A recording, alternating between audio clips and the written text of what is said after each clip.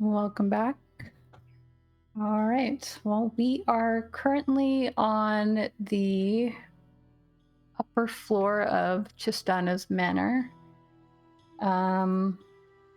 You have about an hour or so of time before Alina has an obligation that she has to fulfill at the party. You guys have all reconvened in this hallway upstairs and had a little bit of a conversation that Alina seemed to withdraw from emotionally.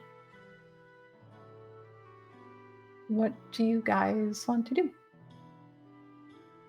Well, should we check out the library and then I can have my conversation, and once Alina begins, we can execute our plans, Leif? Sounds good to me. Should we all go to the library? I don't see why not. If it's a sizable one, it might be better to search as a pet group. Mm-hmm. 5 sets of eyes being better than one. And if you're not already otherwise occupied, I wouldn't mind another set of eyes when I go off by myself. Vael, or fake name Vael. Yes, of course. So long as our escape route goes by this room. You can escape however you see fit. Good.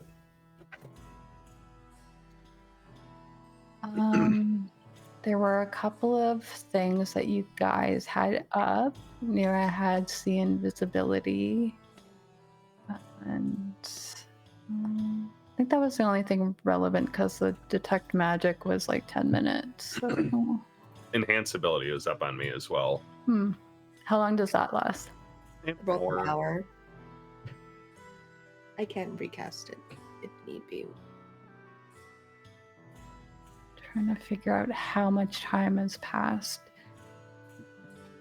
I think it'd been like 45 Did you minutes. cast? Yeah, I was gonna say, did you cast it before Raelynn went to go watch the half hour of shows, like the fights? I think I did it. Did it in the wagon. You did it. Wagon. You did it in the. Oh no, that was the disguised self, which is also a thing that I need to keep track of. But all it is the pin. Eventually, it just fades away. I believe you did say it was 2 hours until Alina's performance when we arrived, and now it's an hour. So I assume we're at the end. It's been an hour, yeah. Okay. Cool. Which means I need to re-up comprehend languages as well. So it sounds like a little bathroom break or a little stop in the stairwell. Finding the nearest privy. There's so many up here. All right. Is that what you do, Vael? Yes. Yeah. He's going to step away and I will just cast it with a normal spell slot because I don't want to give up another 10 minutes right now. That's fair.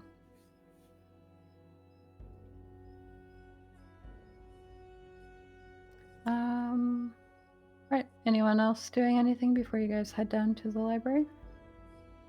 Can I do a quick look to see if Donald's up here before I go downstairs to then have to come back upstairs, maybe?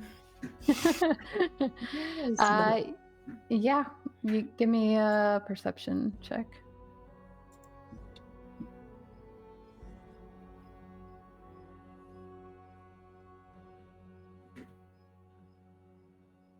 Move the 3 maps I have out of the way.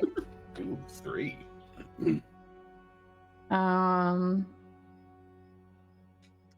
You do a quick scan in both of the rooms that are here and kind of do a once over just to see if there's anyone coming out of the washrooms or anything like that. You don't spot Donald, and Donald's pretty noticeable. He's tall, large, and is like the only bald person that you've seen here. So Okay.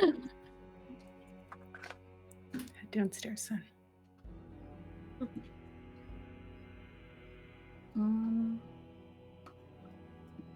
All right. I think I have to move you guys back onto that map, don't I? Yes.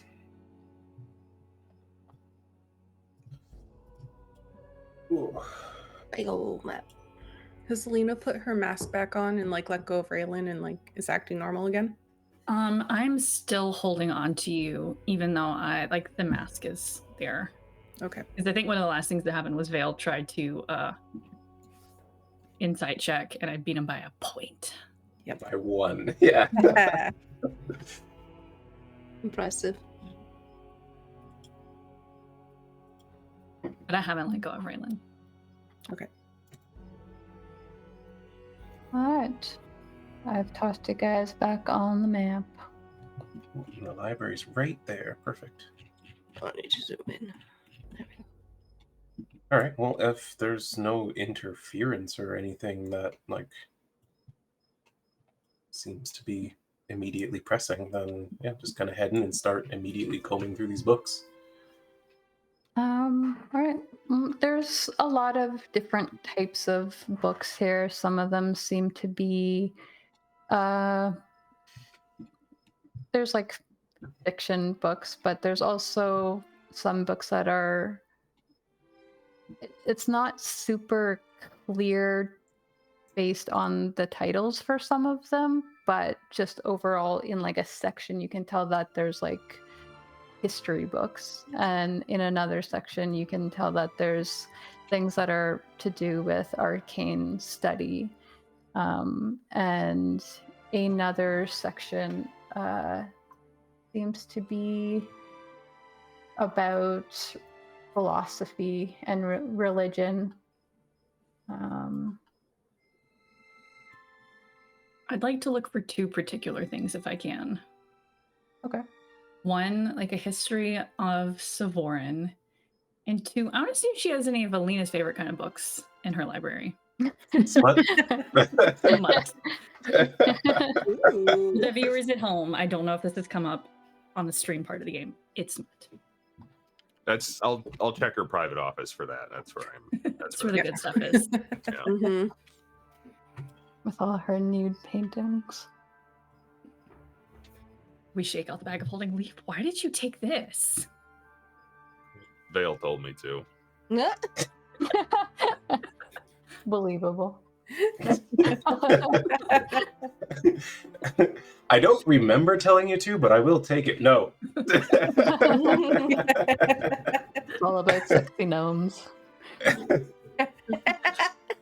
Okay, can you roll in either investigation or perception? I can take either one of those. Okay, do you want it in the tower? No. This will just help me decide what you find. I'm gonna do perception. Okay. You don't notice anything that reads as like all out smut, but there's definitely like a small section of like fantasy books that are thinner, and they just judging by the names of them, you would assume there's some sort of romantic element to them, but they don't sound like out there or immediately apparent as just about sex.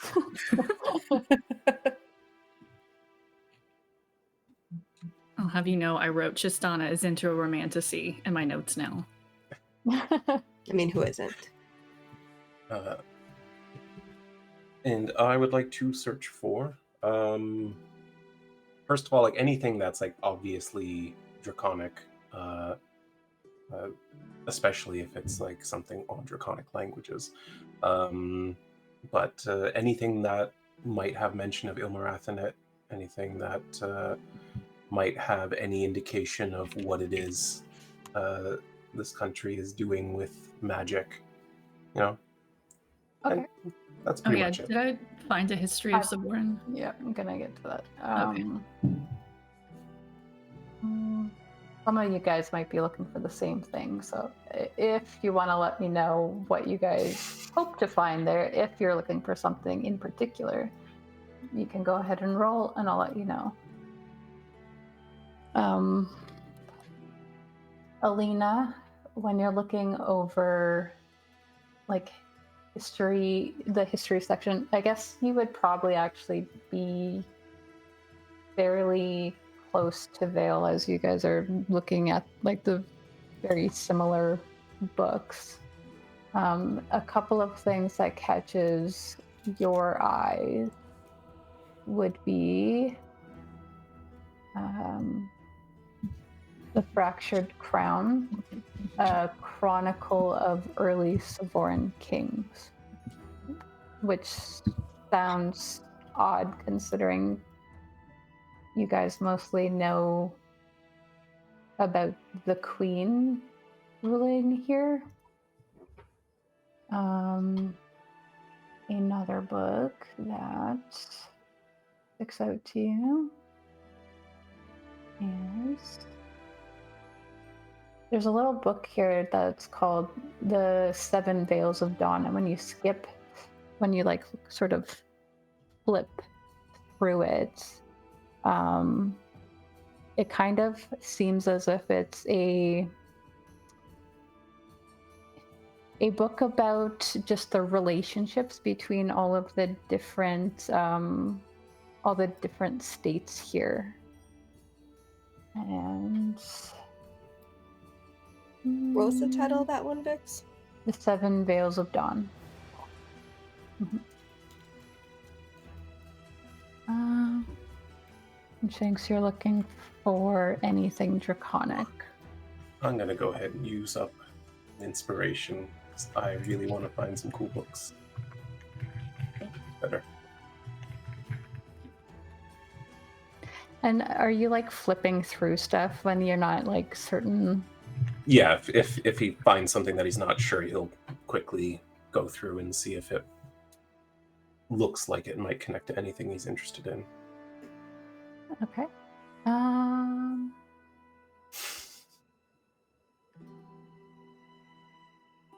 You do find a very thin book that has to do with. It seems like it's a study on like obscure languages, like things that aren't very well known, and there is a small portion in it about the draconic language, and you said you were looking at things specifically about Ilmora. Yes. You find the name in a different book when you're flipping through stuff.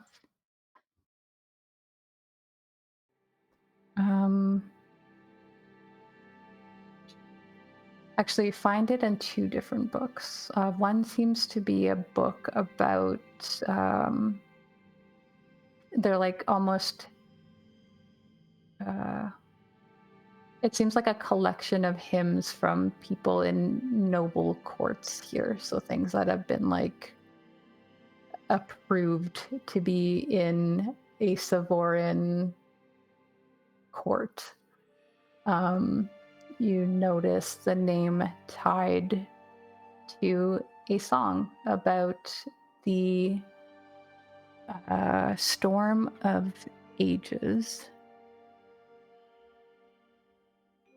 And you also find it in a book about the silent retreat of the gods, which seems to talk about when Lyriel and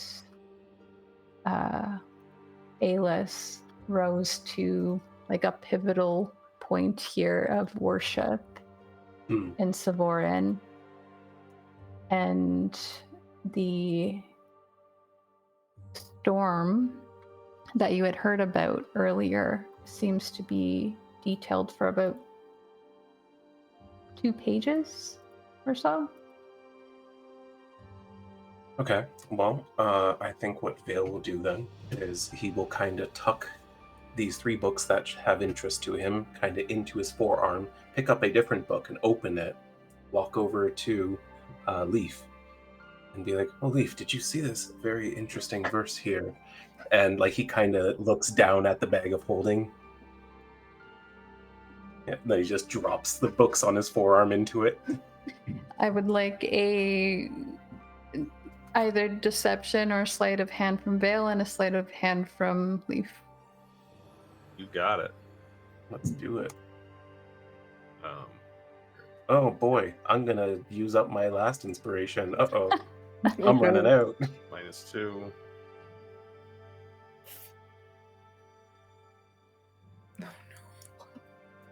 That's respectable.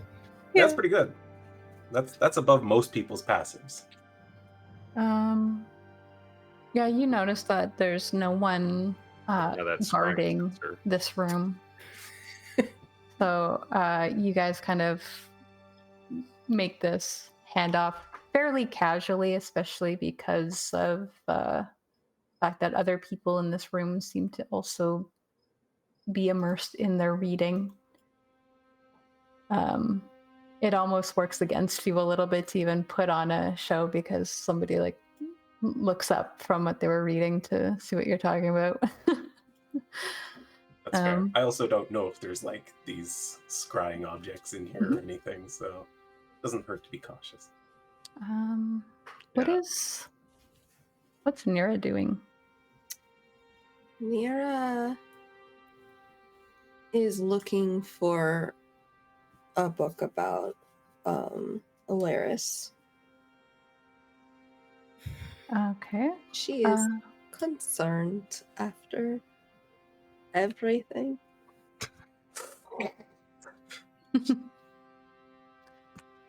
Well, you do find a book. Roll. Well, I feel like your passive perception is. It is 21. Yeah. That is true. And this book is fairly obvious about what it is. It's a small collection of different creation stories. You don't find anything here about, like specifically about Alaris, surprisingly. Surprising. I will say that one thing while you are looking around, making your way through these books, Nyra, you feel as you're walking about in like the northwest portion of the room, you feel a cold draft from behind you. I had the feeling.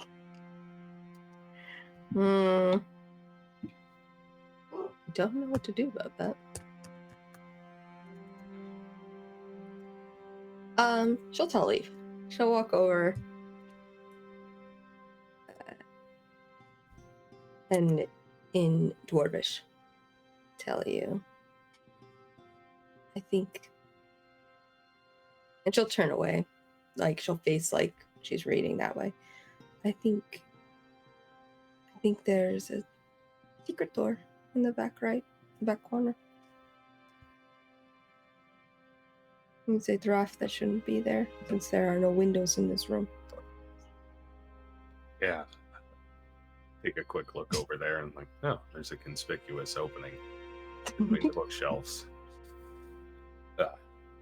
I mean, it would match if they'd put the... Yeah, but they didn't. So, what do you want to do about that? I mean, we know this place is definitely got eyes everywhere.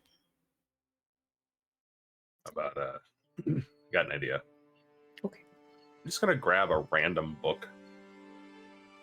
I'm gonna lean up against the wall there to read it. See what happens. Before we Good get to guy. that, I forgot that Shanks also was looking for things specifically on magic as well, right? Yes. You do have a lot of the things here on magic seem like collections of that you would find in like an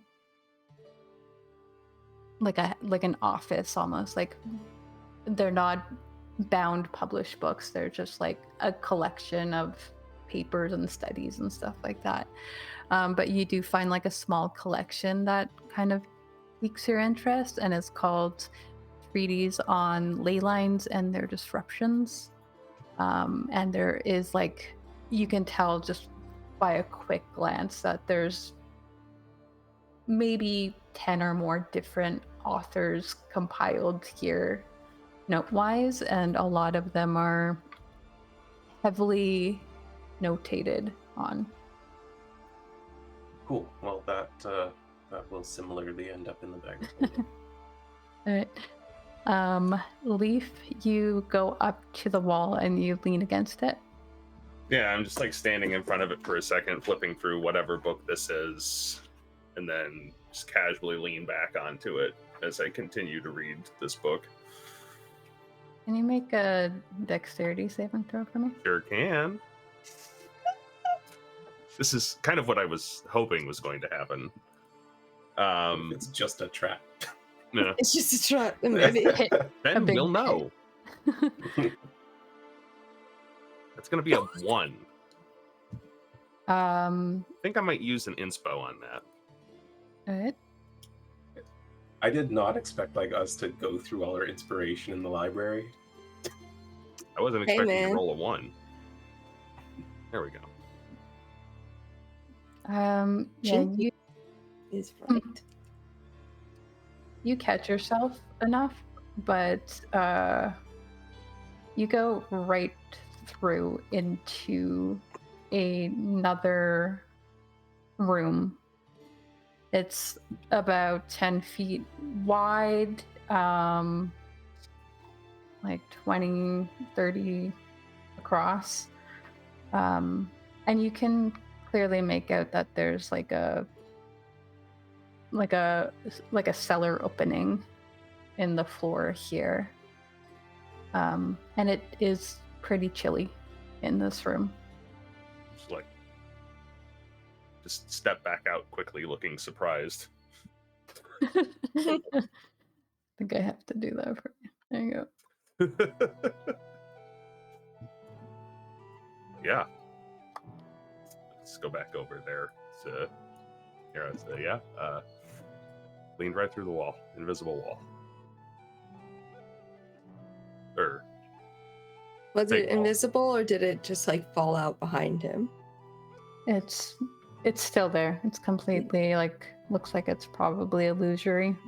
That's the word I was looking for.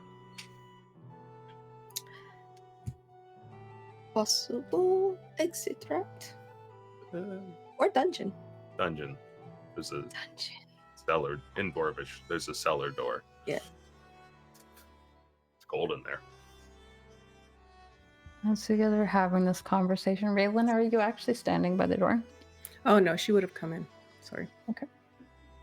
That's where all the wine is. That's Then secretly the never wine cellar. Sorry, what'd you say, Vixx? I said, then never mind. Oh, okay. You're muted, Dreamy. I was being silly. I was just whispering, go back to the door.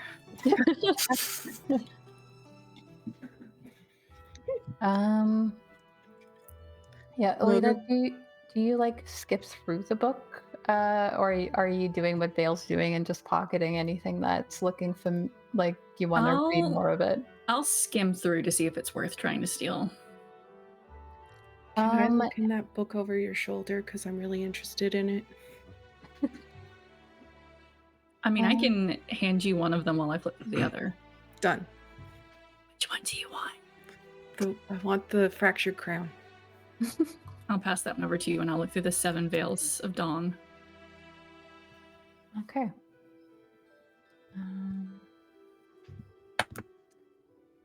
Raelynn, as you're looking through that book, you see a lot of mention of the names. Some of them familiar to you.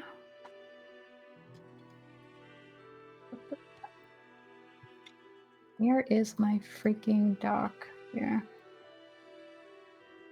Yeah, you see a lot of, this seems to be mostly about the people who have ruled in the capital here.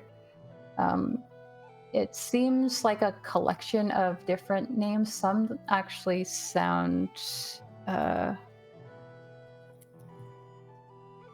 familiar to you. You see a last name that really just like stands out to you as you're looking through all of these names. You do see Vael a lot coming up in this. But then you also see along the lines, you see the last name early on in this mention of all of these people who have ruled in the past. You see the last name Skulden, which you guys know to be the head of Hulvik and head Gareth. And the founders of the Sisterhood, right? Yes. And you see the last names Vixx and I've never said this out loud now, so I gotta make a decision. Been there. We'll say Rai Havan. You're gonna have to spell that one. Yeah, I'll spell it for you. I'll actually just put it in your chat. Raelynn knows how to say it perfectly, though. And you know this stands out as familiar to you because of the province that is like, or the state that is right next to Volkos. Yeah.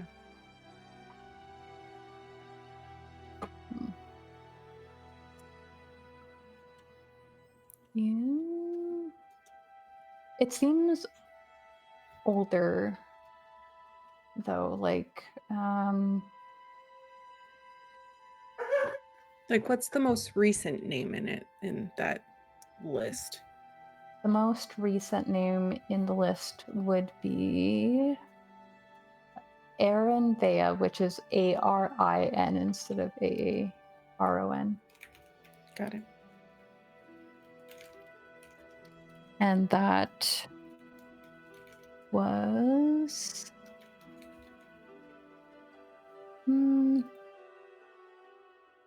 about 100 or so years ago. Cool. Thank you.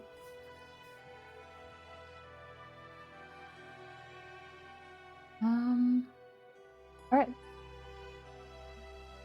And then, Alina, you were looking through the other book.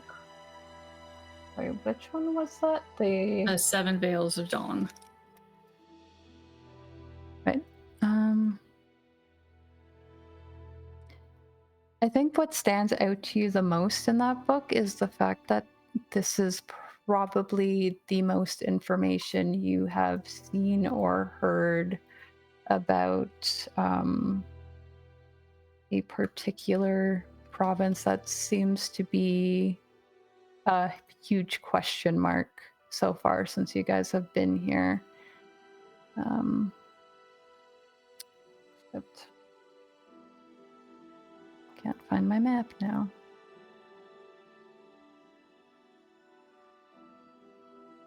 There we go. Yeah, when you open up this book, you see there's a section about the state of Avosia and Savorin, and based on what you saw of the map that you guys were given, a lot of the center city life or whatever is going on in the middle of Avosia. You haven't found anything about that. And in this book, you're noting names of towns that you've not seen on the map that you guys bought here in Savorin. And you also note that the Bay of the Lost has a completely different name in here. It's called Barren Bay. And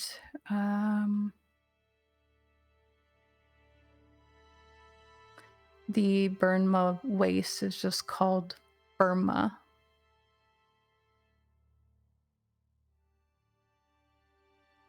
So this seems to be like earlier history on the states. And it reads kind of like a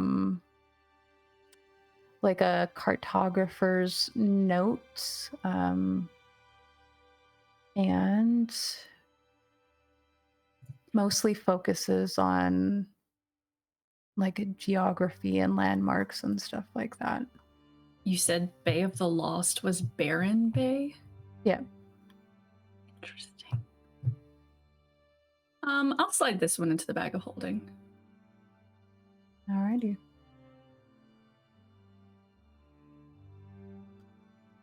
Give me performance or sleight of hand, and Leif again, a sleight of hand.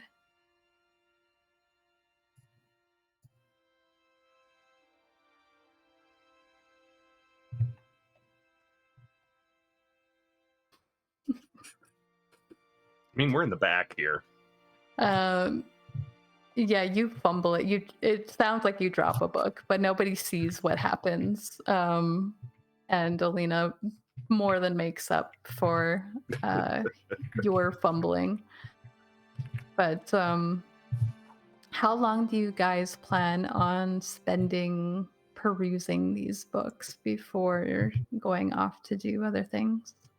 Well, no more than half an hour for me. Fair. Raelynn just wants to quickly look, because I know there was like magic and there was like religion, but is there anything medical? I guess she's kind of looking to see if she can find anything on the ley line sickness or the whispering silence or anything that falls under that umbrella. Give me a perception or investigation check. Unless you already did that and I missed it.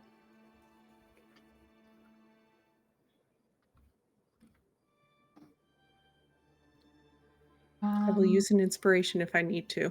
You might want to do that.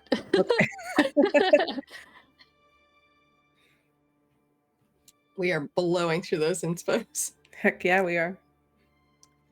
Yeah, you went from a very bad number to pretty good. So, Yay. You don't see anything about the sickness that you're like looking for, but you do notice that there is like a dedicated section to things that read as anatomy, physiology, herbal tinctures, and you note,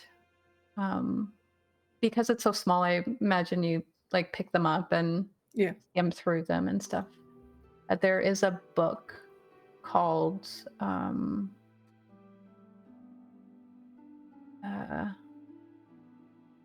Materia Medica, and then underneath it says bombs, tonics, and tinctures.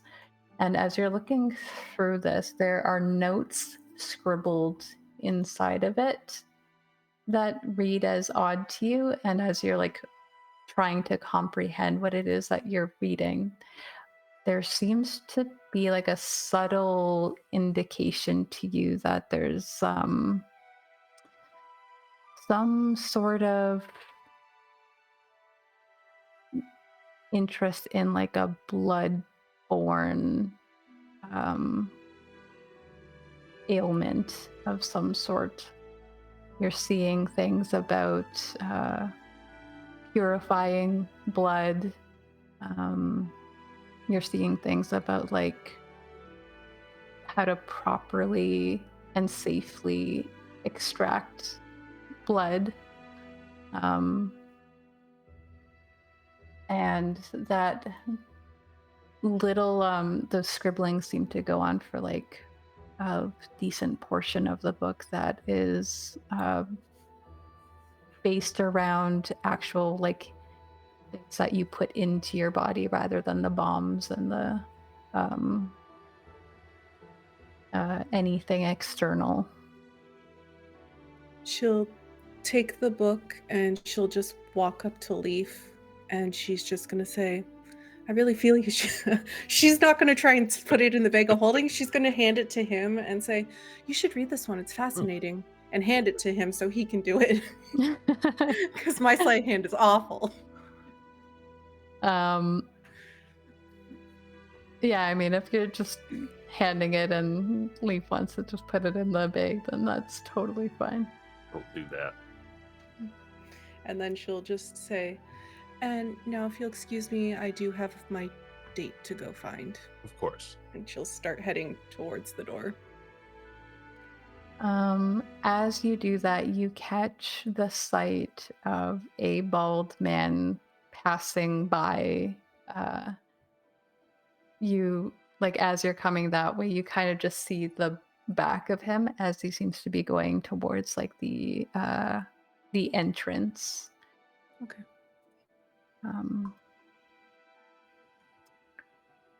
Okay. Okay. And yeah, so you guys spend about half an hour there. Vael, you make your way to the front? Yeah, I think he'll get Leif's attention first, glance at that illusory wall, and say, be careful. I always am. And then head out front for his meeting. All right. Before you do that, are you also intending to go find Dorian where you last saw him, Raelynn? I guess, is Donald going that way as well? Yeah. Yeah. Okay.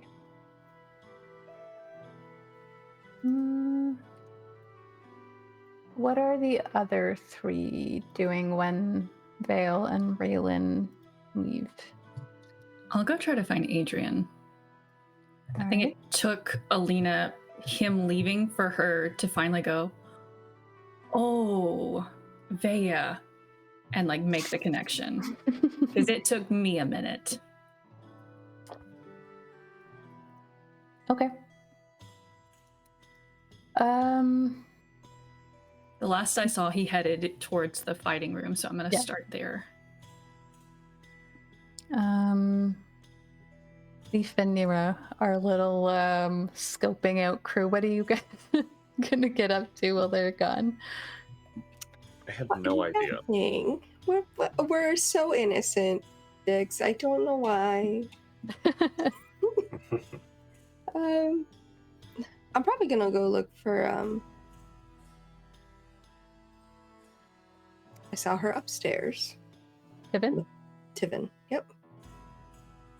Did she leave the room while we were out talking in the hallway? I think she's still up there flirting with her boyfriend? She was still there.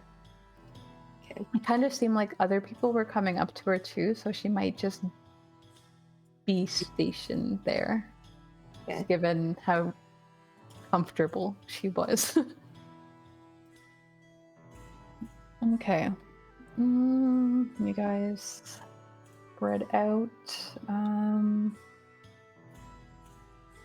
Leif, are you staying behind? It is important that I know where everybody is. Yeah. I don't think Leif enjoys being in this room with only one obvious way out of it, so he'll probably go stand out. I don't know. If people are heading... Does it look like people are... I don't know. I don't want to pass by too many of those forge bound if I can avoid it.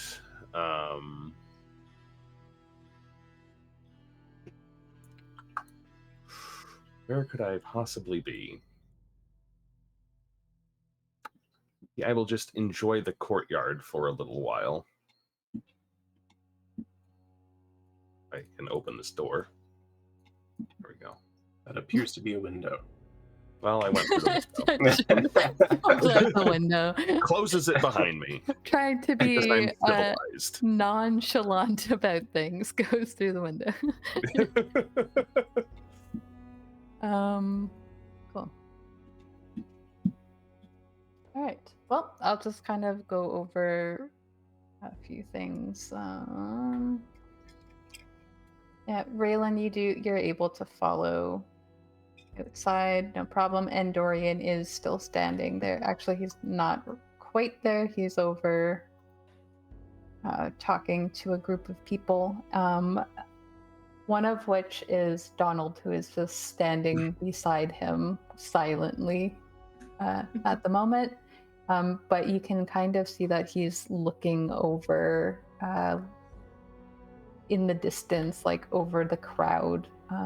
He seems to be subtly taking note of everyone who is out here.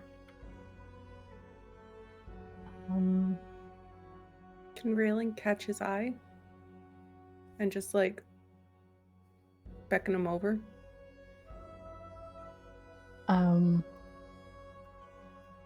He is like scanning, then he notices that you're like that when he lands on looking at you, and he's just like and he just steps back away from the conversation, and Dorian just like only very briefly acknowledges the fact that he's leaving and goes back to who he's talking to.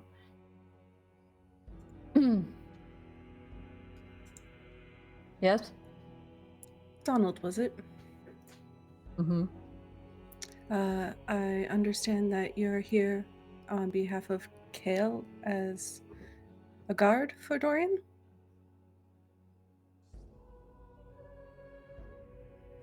It looks like he's trying not to make any sort of facial expression. And he is quiet for like an uncomfortably long time when you ask that question. And he goes, "Yep." Where were you when he just got slapped? You see his mouth quiver a little bit, like almost like he's trying to hold back a laugh. Oh, so that did happen. Mm-hmm. He denied it. He's going to. His honor means more to him. But answer my question, where were you?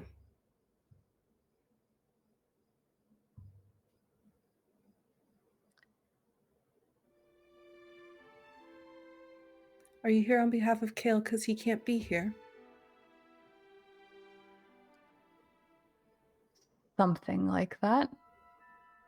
And what's your intensive purpose? What's your intensive purpose to be here? What did he tell you to look for? What does he need to know? He's going to like take you a little bit to the side so that you're even further away from the doorway. And then he goes, "What exactly is it to you?" He's an ally of mine. I might have valuable information that I could help you with.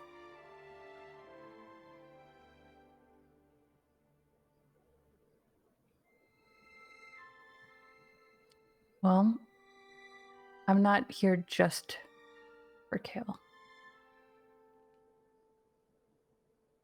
Well, you're not here for Dorian. He was curious to see why they're keeping him out of here. And what did you find? Well, everything upstairs.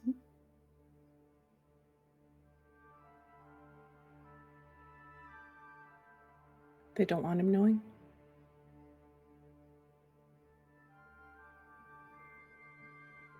One of Kale's largest lines of import and export goes through Zardan.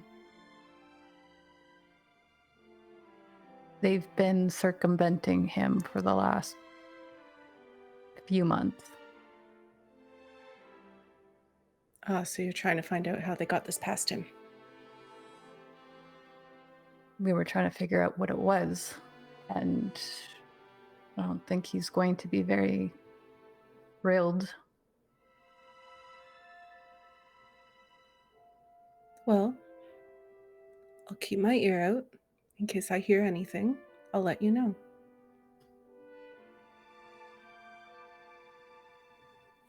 In the meantime, have you, by chance, heard anything of Chis'dana tonight? His face, his expression, like, kind of softens from this, like, hard exterior he was trying to put up. And he goes, in what way? Oh, she just looks in impeccable health. I was just wondering how she looks so good.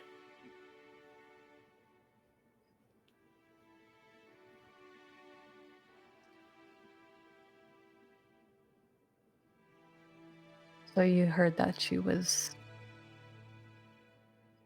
ill or something? There's a rumor. If you could keep an ear out for anything like that this evening, I think we could do each other some good.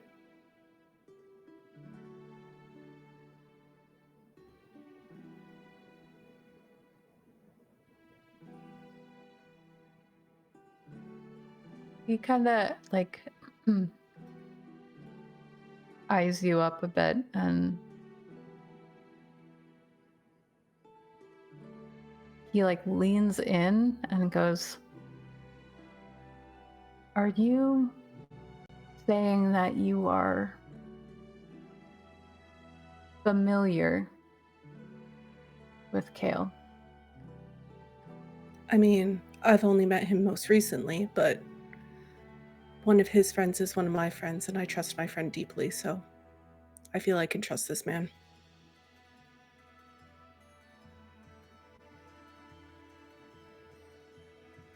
Should I not? I was just wondering where you're from, that's all. Just a small farm town by the border.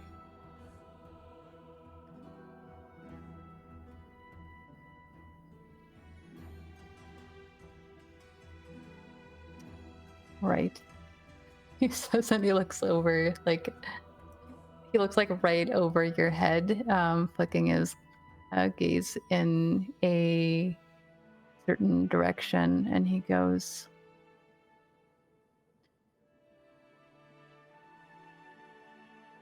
"I'll keep my eye out. If you could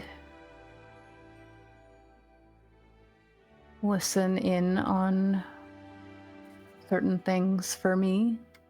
Sure.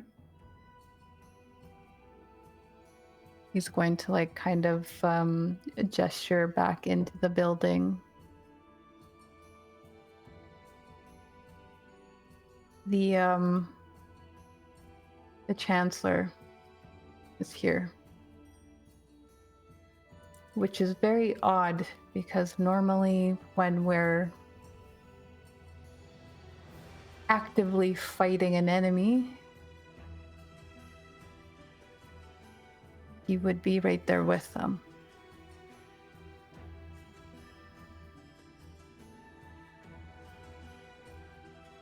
I think there's something going on that they're not telling everybody about. All right, well, I can listen in. How about I take Dorian off your hands? You can be free to do what you want, and I'll use him as an excuse to get close. All right. He doesn't even question it. Immediately gone. Yep. He's off. Raelynn will just go up to Dorian and pleasantries, ask him how he's doing, and then, yeah. All right. He's like in the middle of hyping up some woman who has like she's dressed in just a gaudy looking green and red dress. Like it almost looks like it's made from your grandmother's drapes. Like it's ugly and over the top. And he seems like you can hear his laughter when you you come up. It's not pretty, but it takes a moment before he like actively like gives you his attention. But when you come up, he does like place a hand on your back to make sure that you know that he knows you're there. About a few groups away from that, Vael. Yes. I'm not gonna put her token out here, but the woman from the display upstairs that caught your interest, and that you had a conversation with about your theory on what the artifact that her and her husband had dug up was. Yeah. She makes her way. Are you actually standing at the statue? Yes, I wanted to avoid Dorian's direct attention for the moment. Fair enough. And do that you do, because he's, yeah, you can hear him laughing in the distance. It's, you know where he is at all times. And yeah, she kind of comes up on the other side of the statue and leans against it. It doesn't look like she should be leaning against it, but she does anyway. Hello.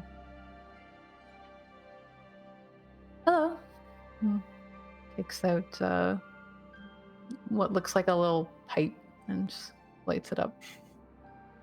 Evening. Well, I have about 20 minutes to spare. That should be more than enough. Your theory there was pretty interesting.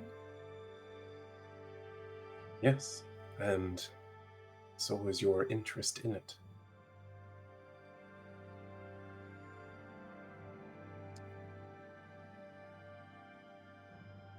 I come from a long line of people who live in the sands of Azurus. Is that so? I know the area well. I know what's strange there and what's not strange there. And a lot of people were telling me that this isn't particularly strange, though we can learn from it. And yet you were so ready to believe that it was something more. Yes. Well, I suppose you could say I've seen something similar in a sense.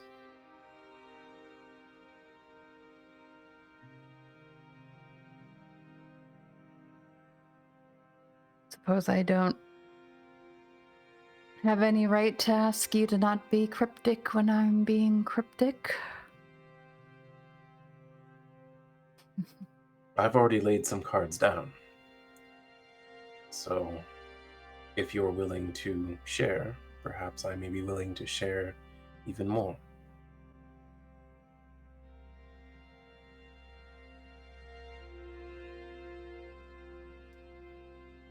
People in the desert, they revere the dragon who made those sounds.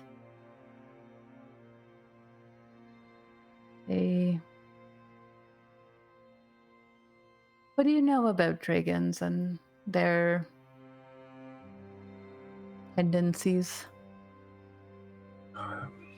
Well, not nearly as much as I'd like to know, to be honest, but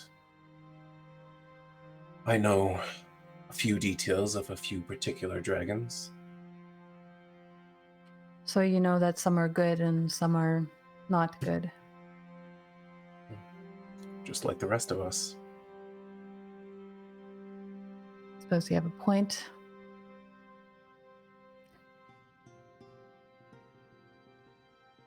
People don't really care about whether or not Azurus Samorath was good or not good. They do care that he had power and that he created where they live and thrive.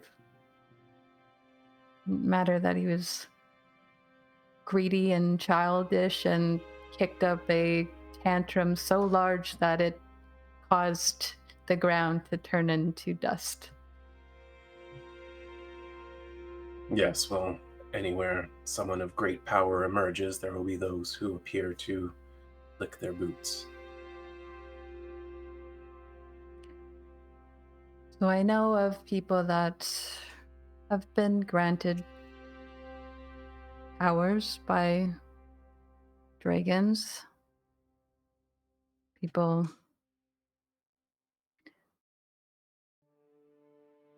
forming special relationships with them, but I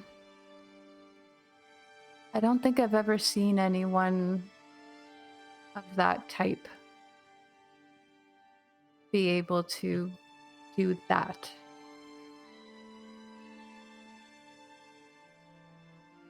Ilmarath, his scales were blue, were they not?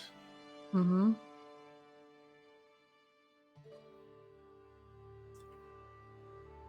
Yeah, that would be a particular showing of power for a blue dragon, to my understanding, especially one of his age. Exactly. But I also don't think that whoever did that, what you're suggesting, was a mortal.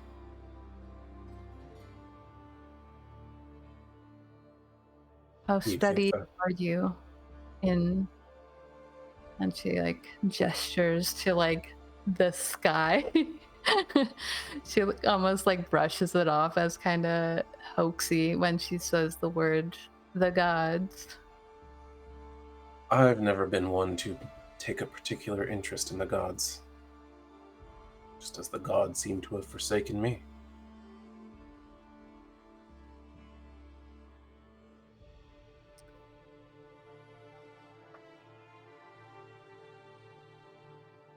There is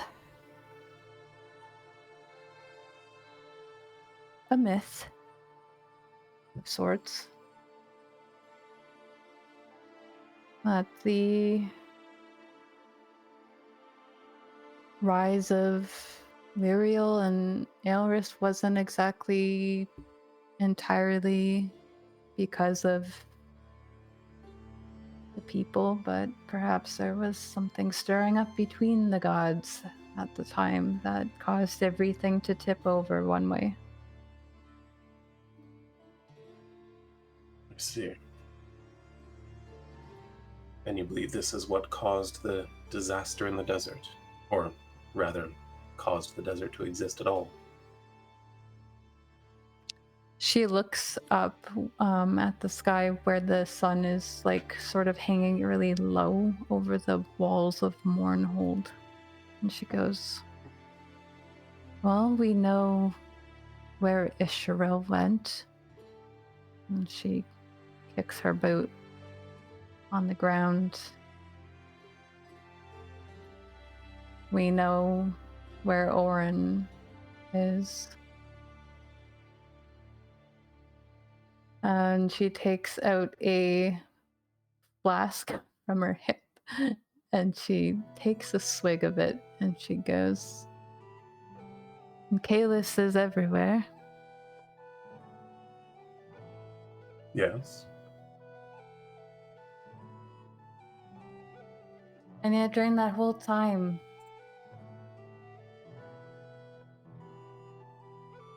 Raelynn just seemed to disappear. Coming back only when everyone wanted to celebrate and be merry again.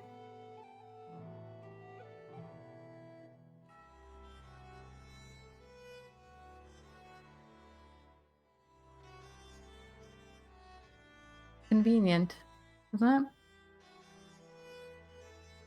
I suppose in a certain sense.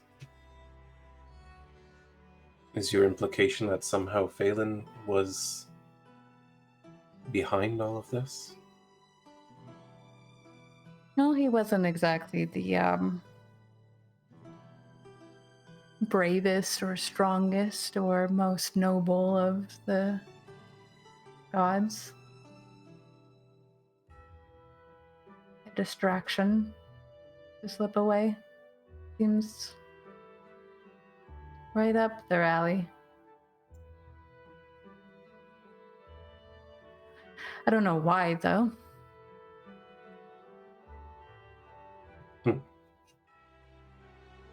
That is interesting. Every Quite a story theory.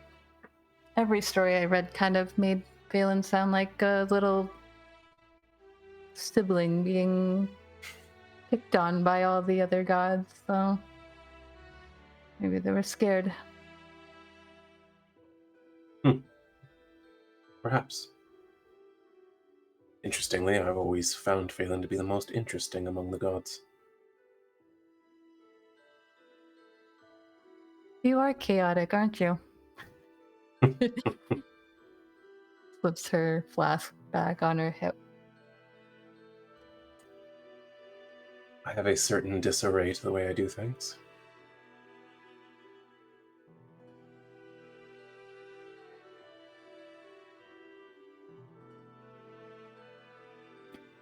Are you really a... Nah.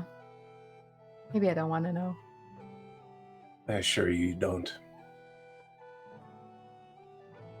Takes a puff of her pipe and then kind of offers it to Vael.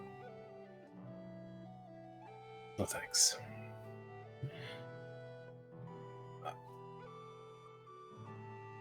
I'd like to float another theory. I think it was immortal. In my extensive travels, I once met a man from the far north. Claimed the blood of a dragon flowed through his veins. And as a result, he had gained great power. But then he met another dragon, and it gifted him some of its own blood. And when he wore it, his power was immense, beyond measure. Maybe this young dragon wasn't strong enough to cause a storm of that magnitude, but a powerful, crazy mage, empowered by the blood of dragons. She was like mid taking a like puff of her pipe again, and she just kind of like sputters it out in a bit of laughter, and she goes, "Oh my god, you sound like my husband." Perhaps I should meet your husband. Is he seeing anyone?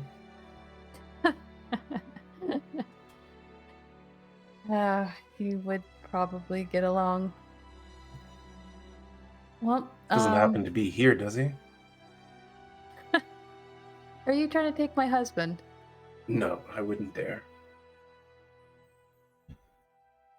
But people who think in an interesting way have always caught my attention. Well, he's not here, unfortunately. Right now he's hanging out in Lorraine Hollow. Is this the first time I'm hearing that name? It's on the map.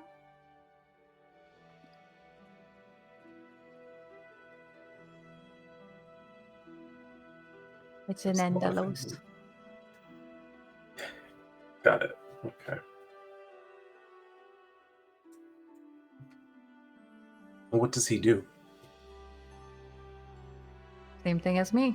We go out into the desert, we dig shit up, we sell it to all the people who want to pay for us to continue to travel the way we do.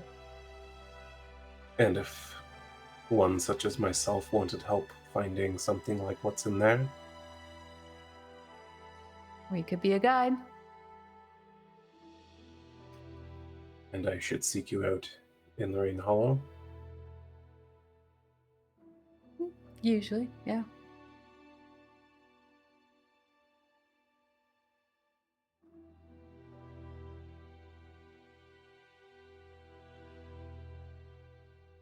How important do you think that thing is to Chis'dana and all these fancy nobles? I don't really know. I'm actually surprised that she asked me to put it on display. I thought for sure I was going to get told that it was a useless piece of junk and that I don't know what I'm talking about. Do you And think that I'm she not knows? fit to be at a fancy party. The usual thing.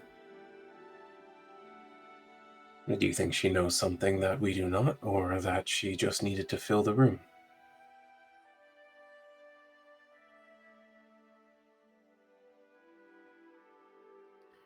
Something tells me that you are not so curious about her criteria for displaying items.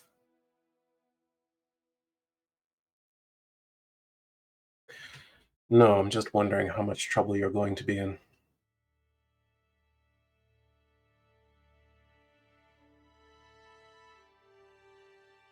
Roll a insight check for me. Can do that in the tower.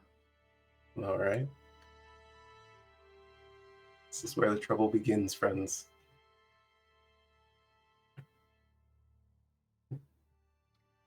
You see her like kind of roll her shoulder a little bit.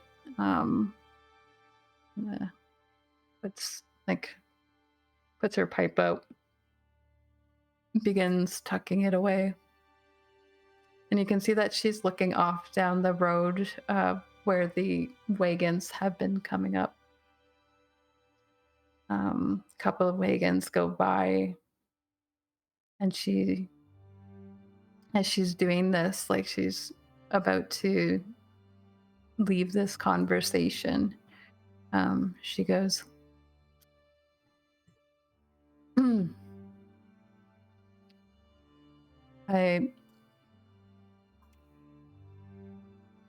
my husband's name is Kareth. He's the owner of the Sun Scale Syndicate.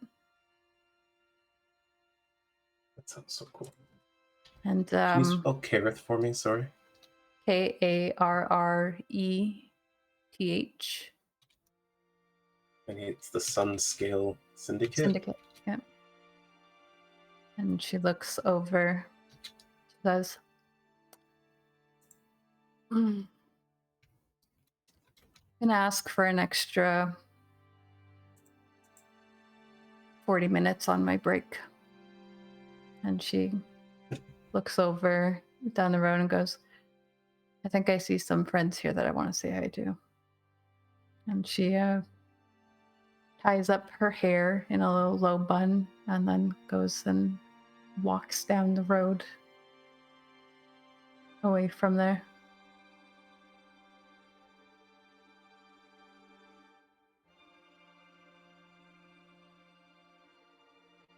Okay. From Alina. You find Adrian pretty easily. He's exactly where you thought he would be. He's sitting in the front row of the arena watching a fight that seems like it has the room fairly tense. Mostly because it looks like both sides of the combatants are just tired. They're heaving. It's like they've worn each other down, and maybe this fight has been going on longer than the other fights have been. And he doesn't take note of you when you come in. He's just like completely looking at this display in front of him. But when you walk in, you do note that Chis'dana is sitting like right across from the entrance, and she does take note of you when you come in and kind of watches to see where you go. I'll do another like polite bow to her. She does the same thing where she doesn't really acknowledge that you did that. Goes back to watching the fight. You approach him? Yeah, I'll go up next to him. Is his seat taken? He at first is just like, yeah, I mean, no, yeah, you can sit, you can sit down here. He kind of like makes space for you, even though there is plenty of space there beside him. And he goes, oh, the performer. So which one are we rooting for? Like, well, honestly, I'm kind of doubting my own bet here now, but then he goes and he points to the, there is a very muscular woman facing off with a very slender mage across from her. Just like a scrawny little man stands at the opposite side of her. And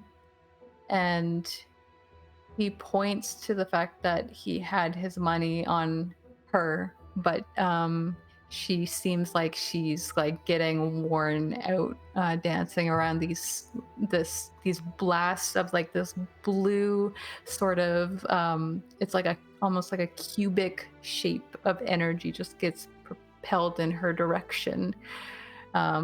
He looks like he's tired, like he's like flicking a spell at her and just like wanting her to go down, but she's just like dodging them. And he's like, well, I had my money on the big one and I'm not so certain now, and now I kind of am rooting for the underdog against myself, so. Well, you definitely can't judge a mage by their appearance. That was your first mistake.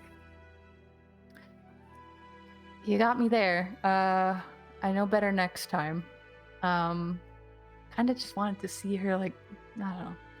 Sometimes me just walk around kind of like smug and shit, so You were hoping me to get humbled a little? A little bit, yeah. You hear someone next to him, like, clear their throat. And he just, like, kind of straightens up. Like, he's on better behavior now after that. He goes, sorry for the language. Is that a friend of yours? More like they ensure that I do my family name proud. Don't worry, I won't tell anyone. You seem fun. Good. Haven't missed your performance, have I? And he's still watching the fight, but like half talking to you. Not for another 30 minutes. You've got time. I think this is going to be the last fight. These were supposed to be over 10 minutes ago, but they've kept going. I don't think they'll last another. And everyone's like kind of standing up now as this woman just like lines up a javelin towards this young mage. And you can just see that there's like some sort of adrenaline just building in her body. Like this is the last of her energy just being summoned here.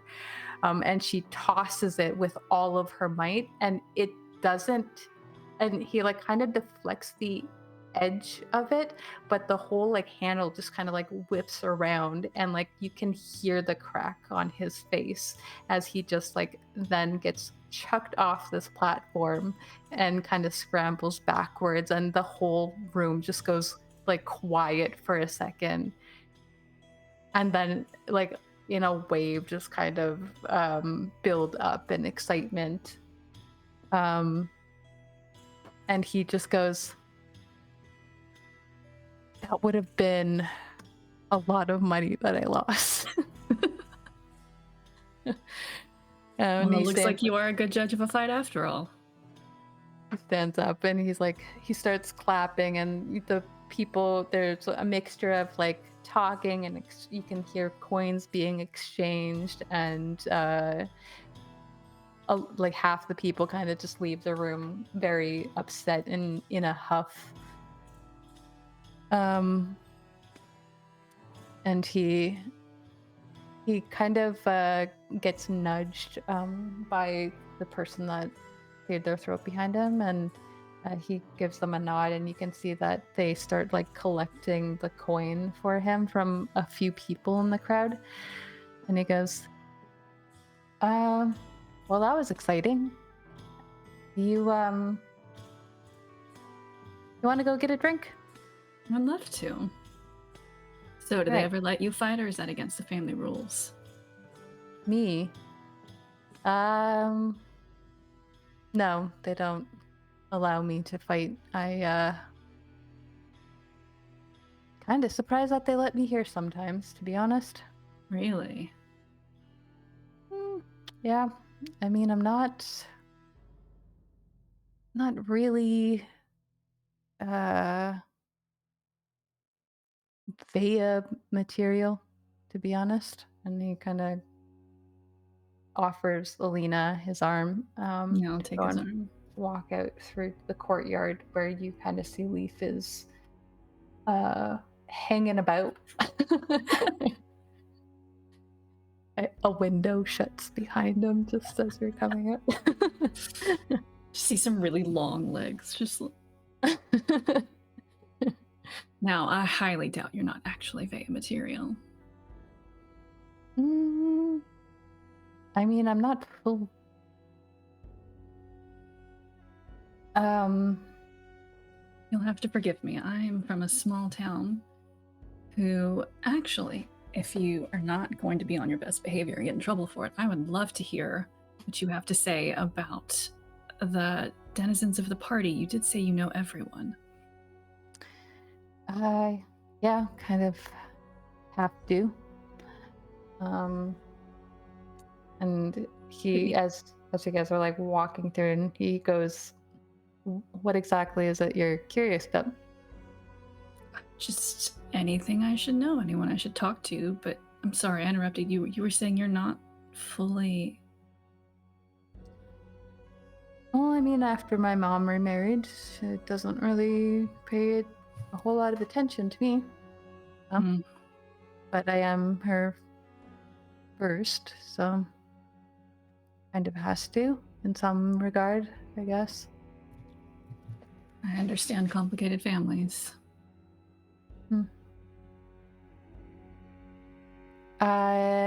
Yeah, I guess my dad just didn't really fit the whole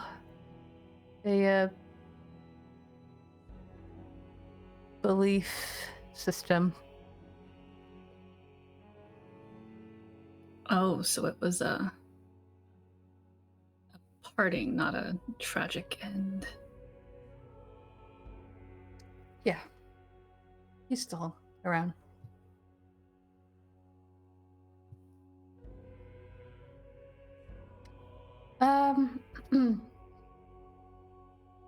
not really a pleasant topic for me, to be honest, but No, I'm here to get drinks and hear all the gossip about everyone here. all right. Who should I start with? And he kind of just gestures at everyone. Who can we see? I mean, I know like 2 people here, but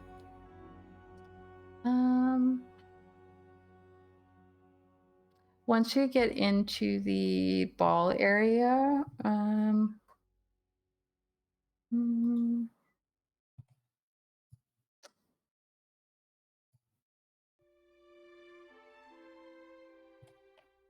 yeah. Emmerich still being mopey at the window. Emmerich is actually talking to a few other people. He's talking to a very short, stout halfling couple who definitely seem like they could have sprung more in the fabric department for their clothing, as it doesn't fit them appropriately. The seams are looking a little tight on them. It seems to be having a pleasant enough conversation. The other people in the room, you see that that acrobat that was upstairs earlier is down here, just kind of like doing stretches out in front of where the band is playing.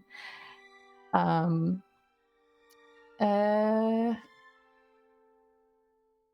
else would you see here?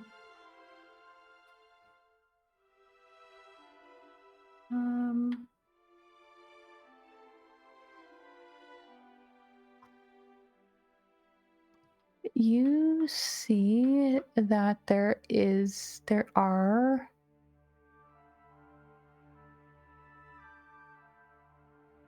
2 tieflings.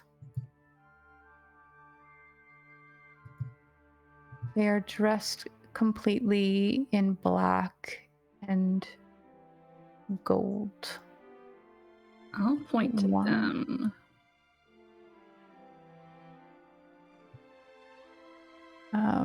They look fairly young.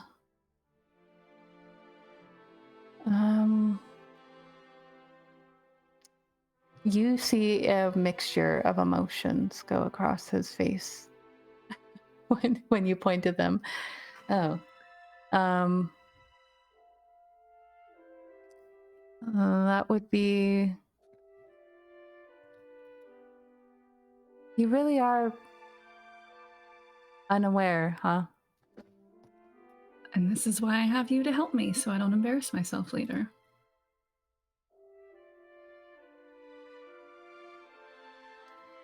Well, you said you did like to root for the underdog. Well, think of me as the underdog.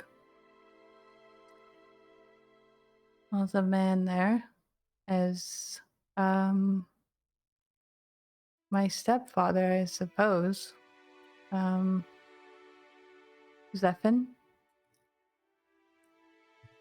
And that would be my stepsister there, Sarah. And it's Cera.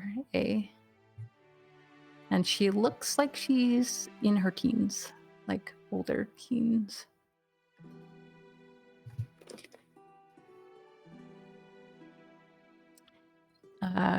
They're the ones who make sure that I'm escorted here properly. He says it with a little bit of a smile. And as there's like a person going by with a tray of drinks, and he just like takes 2 of them. And the woman seems like shocked for a second, like, hey, and then looks at him and just doesn't say anything, like completely clams up and keeps walking more quickly past. I'll hold up my glass. Well, here's to having fun and getting into trouble right under their noses.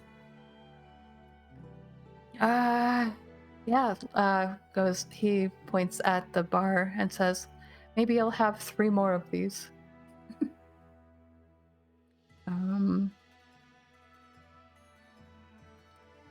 And As you guys kind of make your way that way, he does just kind of lean against the bar and he starts drinking his drink. Vael and Raelynn. Raelynn, you kind of went off musing with Dorian. What direction did you head in? Did Donald kind of give like an inkling of where the Chancellor might be? If not, then I'll probably go to the ballroom because that seems to be the most social area with the bar. He kind of just pointed inside, but yeah, I guess you wouldn't really know what the Chancellor looks like. So you see a number of interesting looking people. You do see that there is that guy who like arrived earlier with a bunch of guards in tow. He's standing with one of the guards still in this like foyer area. Raelynn will pull an Alina and be like, so I made a fool of myself with Adrian, so if you could point out more important people that I should know, that'd be great. Oh, he kind of laughs. My goal is to not put foots in mouths, and I did that, and that's the whole point that you did, and we're trying not to do that, so if you could make this easier for me, that'd be appreciated. Fair enough. Well, those people that we just left back there, but they run a small town here in Volkos called Gratska. Kind of newish, mostly serves as a resting point between Sir Yvain and Mournhold. But they're doing well. Trying to climb the ladder, it seems. I don't know why they would be talking to me if that's what they're trying to do. Points over to the guy that I see you guys are entering and goes, that's Chancellor Varn. Kind of important to know him if you're going to be here in Mournhold. He oversees all of it. As you're heading in, someone else enters into the foyer and goes towards the guest book. And he's dressed in all reds and purple. He has blonde hair and looks almost like vaguely familiar to you on sight, but then you get a better look at him and realize that you've never seen him before. You see Dorian's eyebrows raise a little bit though, and he kind of quickens his pace towards steering you actually away from the ballroom now towards the center courtyard. And as soon as you pass that threshold, he goes, and that's a face I didn't expect to see here. That would be Emmerich's brother, Andrew. Andrew? That one I did know. Oh. I've heard his name. Fair enough. Well, I don't know if I want to be around or if I do want to be around more now.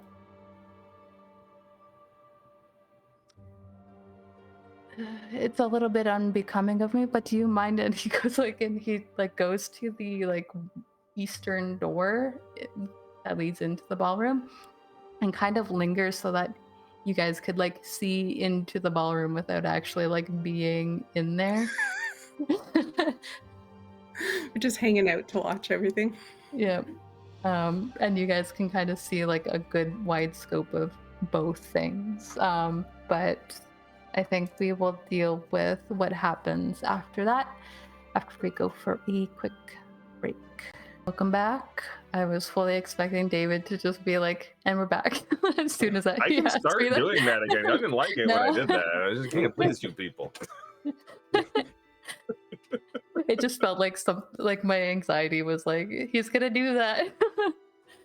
I did think about it. All right. Well, welcome back. Interesting conversations have been happening. Bits and pieces of puzzles that my players have been putting together behind the scenes are being filled. And a person of curiosity has entered the building. A Andrew Daerun, who they now know to be Emmerich's brother. And we are going to go into a less dramatic area of the house right now, which is the voices of two gnomish people kind of having a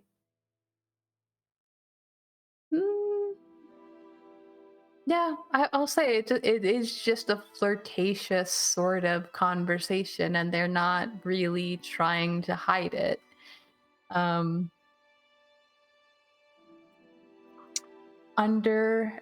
Yeah, it definitely carries now because this room, the two people who were like actively presenting here have stepped away. It seems like also I need to change some of this.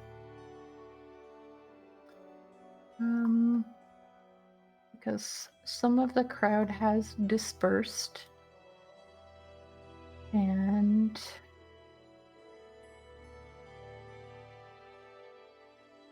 it seems like in place of the two presenters that aren't there at the moment,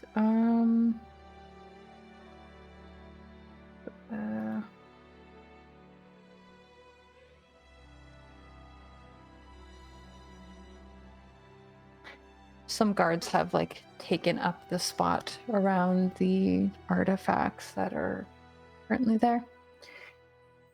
And yeah, Nyra, you see Tivin just kind of doing one of those like playful pushes on the the chest of this.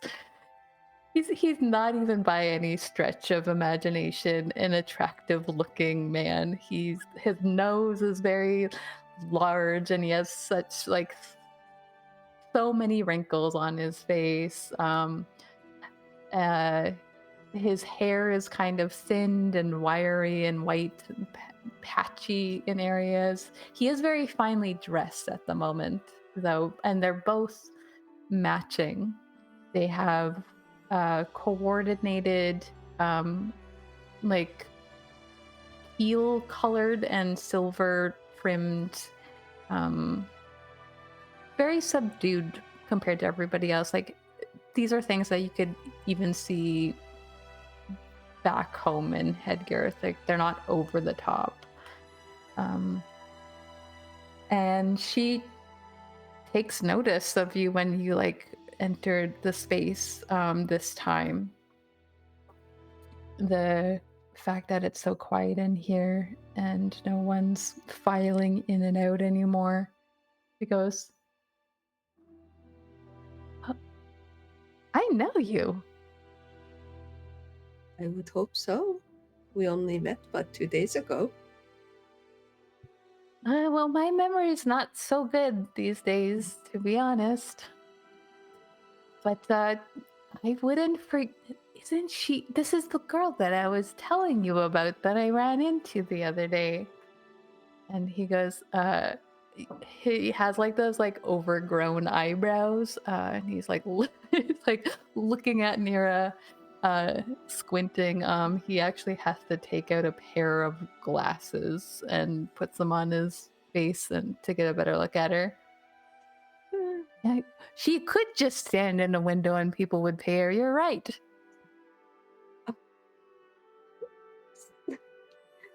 Oh, I'm just thinking, Meg, I'm just thinking of Greg saying we lick people's icks, and that's what's happening right now. Yeah. Nyra still doesn't know how to feel about that compliment, but like, I don't know. I think it would be a bit dull, but Did you? I mean, wouldn't turn down money, I suppose. I didn't expect to see you here.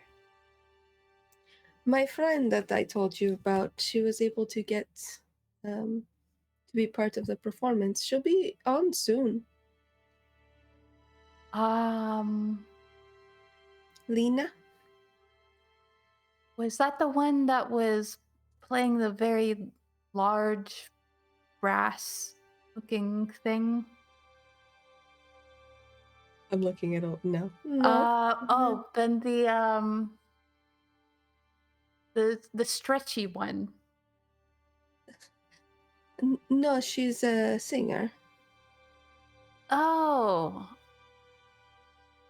I have like 5 of those. Well, I assure you, if you watched her, you would remember her. I'll take your word for it. She says, clearly no intent to go and watch. And who's your friend, Tivin? Oh, Or more than friend? yes. This is my fiance. And he like kind of puts his hand out. Grizzle. Grizzle. Pleasure to meet you. I am Lily. Pleasure to meet you too. You two are so lucky. When is the wedding?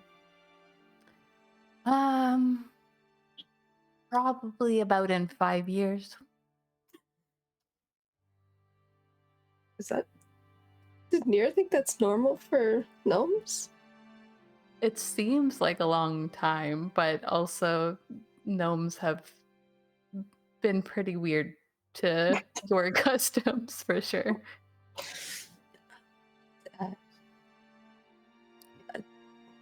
Long engagement then. If you say so. Well, you young people are always in such a rush. Where am I going? Who am I going to find at my age? And she kind of just like nudges him. Well, you found me. I suppose you have a point. They go off on a little bickering tangent about about the length of their engagement, and she scolds him about like, I told you we should have got married sooner. And she's like, it's already been 3 years. To each their own, but if it's the right person, why wait? If it's the right person, why rush? You're not going to go anywhere. We're doing the same thing that we would be doing.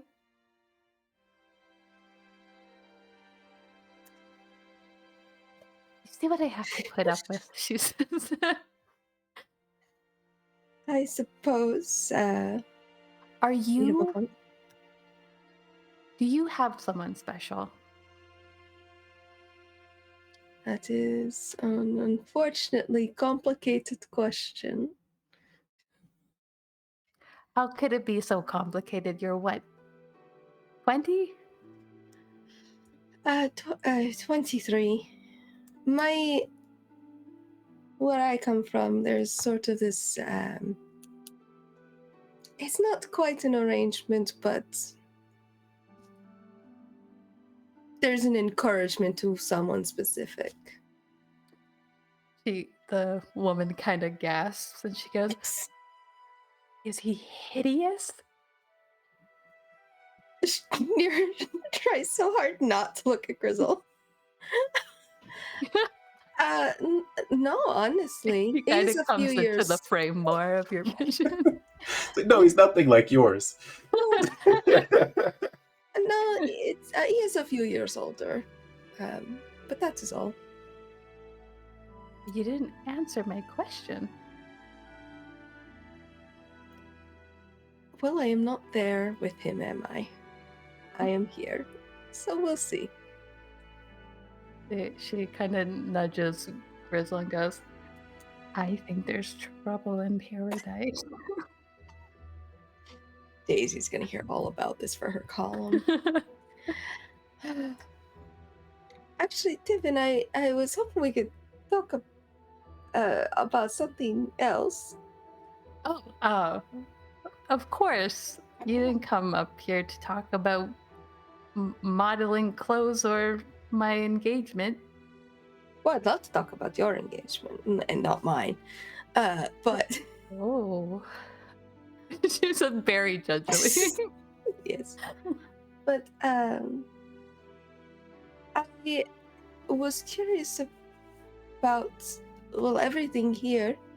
I didn't really get a good explanation from the person who got us in about how this all works, but they did make a strange mention about your friend, and I was just wondering if you'd be willing to talk about that a little. I don't want to say anything rude to her if I were to talk with her.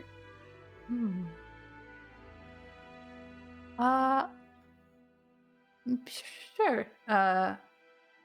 And she looks at Grizzle and he goes, yeah, I'll watch over everything. And he kind of sits into the chair that she was sitting in next to this little podium, and she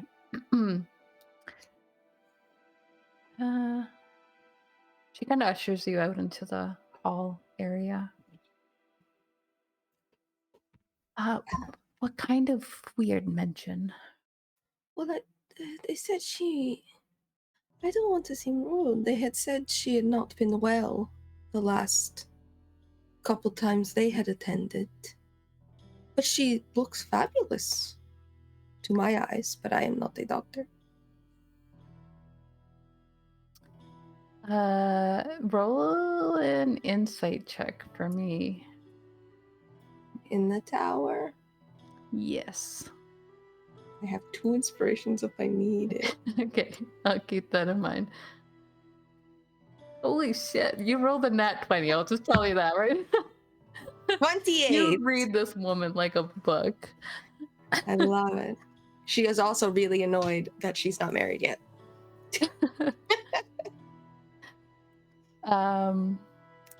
Yeah, you could definitely tell there's some annoyance there. She wants to have been married like years ago.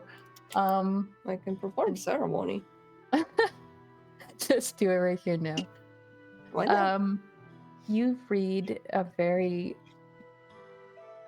wide array of emotions on her face that starts somewhere in understanding at first when you like open up the conversation about it, and then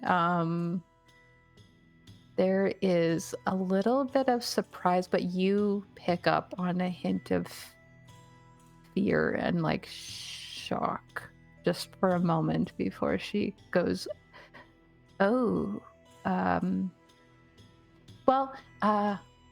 yeah, she like tries to put on a very chipper voice and goes,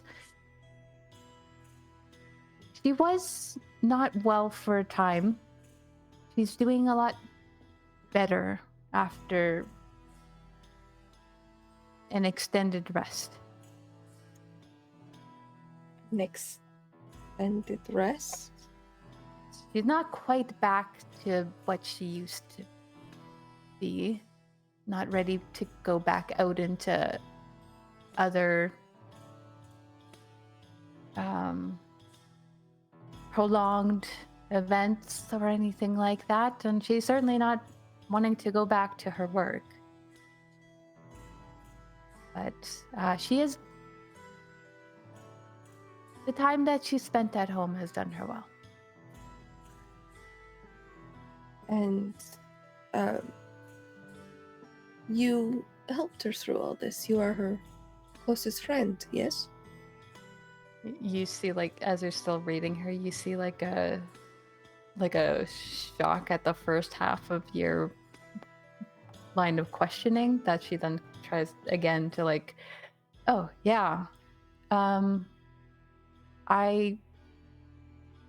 suppose you would call me the master of her house. I'm here a lot. I often sleep here, which I suppose that doesn't help my marriage situation. If he is not allowed to be here, then yes, I would suppose so. I was her caretaker, if that's what you're asking. You must be a miracle worker then.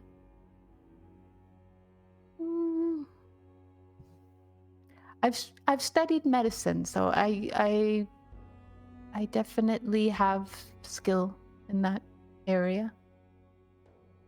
And my husband actually very skilled at alchemy, and just together we are able to bounce ideas off of each other. But lots of bed rest and the right kind of treatment is all she needed for a time. I'm a bit versed in medicine as well. Where I come from, it is helpful to know these sorts of things. We don't have the biggest doctors around like you do in the city. Can I ask what sort of supplies you may have used? Roll a persuasion check for me. Sure. That could be out in the open.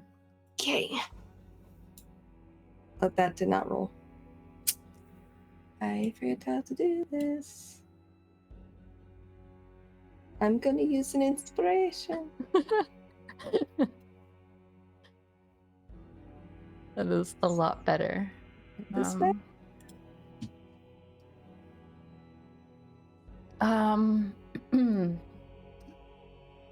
Well, there's a lot of complicated methods that go into it. The process that we used for her was more about purifying her blood. We think it was causing problems of feeling exhausted all the time and not up to talking much. And we tried so many different things. This was kind of a last ditch sort of thing, and it ended up being exactly what she needed. The problem with that is that she needs the blood to be put back into her. And so it's not really a pleasant process to be going through. And so she didn't leave the house much during that time. But you would need things like needles, and you would need to take the blood out. And if the blood isn't good, then you would need somebody else, which we've had to do for her as well. And there were no adverse side effects of using another person's blood? You see there's like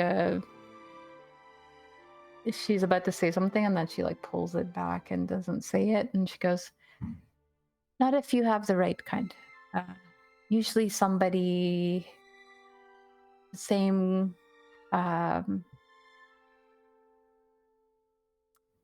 let's just say you'd have more success with somebody who's a healthy family.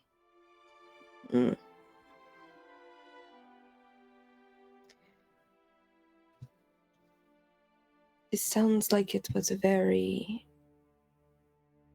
trying period for you. It must have been difficult to figure this out. Well, if things went wrong, then my lady could not survive the procedure. That's not something I want on my conscience. And like I said, a lot of hours were spent here. I'm a lot more free now these days, thankfully. But yeah, I guess it was very trying. And will this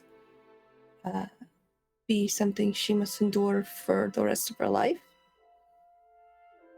Occasional repurification? For now, it's a new thing, so we don't exactly know the extent of it. There's like a you hear footsteps coming up the stairs, and like someone in initiate, like mage robes, like a younger person walks by, and she completely goes quiet, looking at you. Will you be publishing this work in the archives? I imagine it will help a lot of people. Right now it has to remain private study. It's not, I wouldn't want people getting the wrong idea about it. You think they could take something negative out of how you've helped her? I think that my lady wouldn't appreciate me sharing my findings on her private health matters. That makes sense. Yes. Do you know what caused her sickness? Was it an exposure, or does she have something in her family lineage? I'm not entirely certain. If it is family lineage, then we might be a bit in trouble if we're continuing to pump family blood into her. That is true. I didn't realize she had much family, but I don't know much about anyone here, to be fair. I just didn't see any portraits. She's not the warmest of person with relatives. They don't what you've noticed is anything that has been on display here, art-wise, has been like landscapes and buildings, and like there's not a ton of like people focused ones in the main areas of the house. Yeah.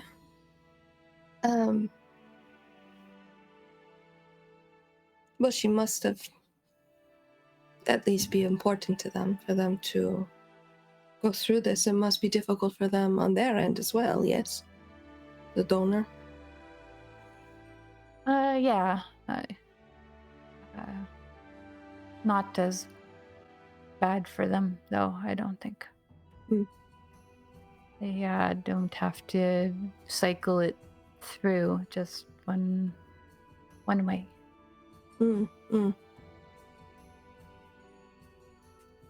She looks like she's kind of nervous now. She's like kind of playing at the hem of this like little jacket she's wearing over her dress. Remarkable work. Well, thank you. I have been at this for a very long time, so I'm glad that it's finally paying off. And maybe now you can get married. Now that your focus is not on that. There's a hesitation there. Yeah. Now that my hesitation is hard. Not now that my I think I should go. Oh, okay. It was lovely to talk to you again. You too. And she gives you a nod, and as you see her walk into the room, you see that she like glances up over at the like above the doorway, and very much puts on a more like confident stride towards her fiance. Nyra will head back downstairs. All right. Well, Vael, what do you end up doing after you're given this information from this woman? What direction from the manor is our intended escape route? Oh, the like manhole thing in the guard tower. That would be. I think it was like you'd have to go south and then, gosh, directions south and then west. I think. And this southern border of the property, is that like a wall? Is it a gate, a fence? Like well, first of all, the yard is huge beyond that, so you're running through like it would be quite a sprint through the yard. And the around it, it's mostly like hedges, but then there's like not a very high gate, like an iron gate with like the little spokes at the top of it. Right. Definitely over your head, but not huge. But the southern edge would be quite far, like. It's like maybe beyond the stables, you're looking at like 150, 180 feet. That's not that far. I think Vael will take Chinook for a little walk. Take him around the southern edge of the fence. Okay. Have him stay somewhere that he can stay out of sight. Wait for his call. Okay. And then on his way back into the building, I think he'll go inside and try to catch Leif's attention. Is he still in the courtyard? Yeah, because I think it's time to set up and do some crime. So get his attention, and on the way up the stairs, I think what he'll do is like take his jacket off, throw it in the bag, roll up sleeves, take the big long sash around his belt, tie it like over his shoulder and stuff. Just change up his look a little bit, and then he'll just suddenly look like a human with long brown hair and bit of a beard and still looking very much like a fancy person who belongs there, well kept and everything, but just completely different from Vael. Okay. This is a point in which if you guys are trying to do a crime, I need to know exactly where everyone is in relation to the crime happening. We won't actually start until Alina's performance has begun, and we'll kind of choose. Just a reminder, Alina only gets 2 songs, so we will be quick then. Pick some long ones. Just hold those notes extra couple of seconds. Like 6 minutes is 100 rounds. Yeah. Good point. Hold on, I can tell you exactly. Or not 100, sorry, not 100 rounds. 20 rounds. I did my math very wrong. Vixx, can you put me back 100 on the first level? I mean, with 20 rounds, we're getting at everything we want and getting out of here anyway. Well, we'll see. Or somebody's getting blown up. Exactly. Until the chest explodes in your hands. 7.5 minutes of actual song. 7.5 minutes. Okay. I'm gonna move Dorian out into the courtyard, but he is willing to go elsewhere if Raelynn wishes, or she step away. Alina performing it where? Ballroom? Yeah, that like top corner, right? Probably try and convince him to go to the ballroom to support Lena. And if she has to say we can dance the whole time to get him to do that, she'll do that. Perfect. Okay. Then he will go there with you. Where did Raelynn go on the map? She's down at the I think she's door. still by the door, yeah. I'll put her in. Maybe not. Where's Donald?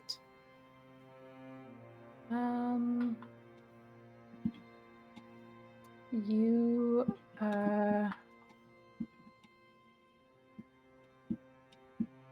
would you see him? I did tell him he could do his own thing, so. Yeah, you don't see. Actually, Nyra, you might have seen him pass. You might have seen him in the little area to the south of the stairs. The piano room? Yeah, in the piano room. You see that he would be sitting on a chair next to a very loud-mouthed woman who seems to be going on about stories, and he doesn't seem particularly interested in them, but he's definitely pushing the conversations in directions and gauging them, and you can tell immediately that this woman doesn't care what she's saying, but he's directing the conversation in different areas as she just spills the tea about other people, and he's just I won't. She wouldn't interrupt him trying to find things out. She'll go into the ballroom.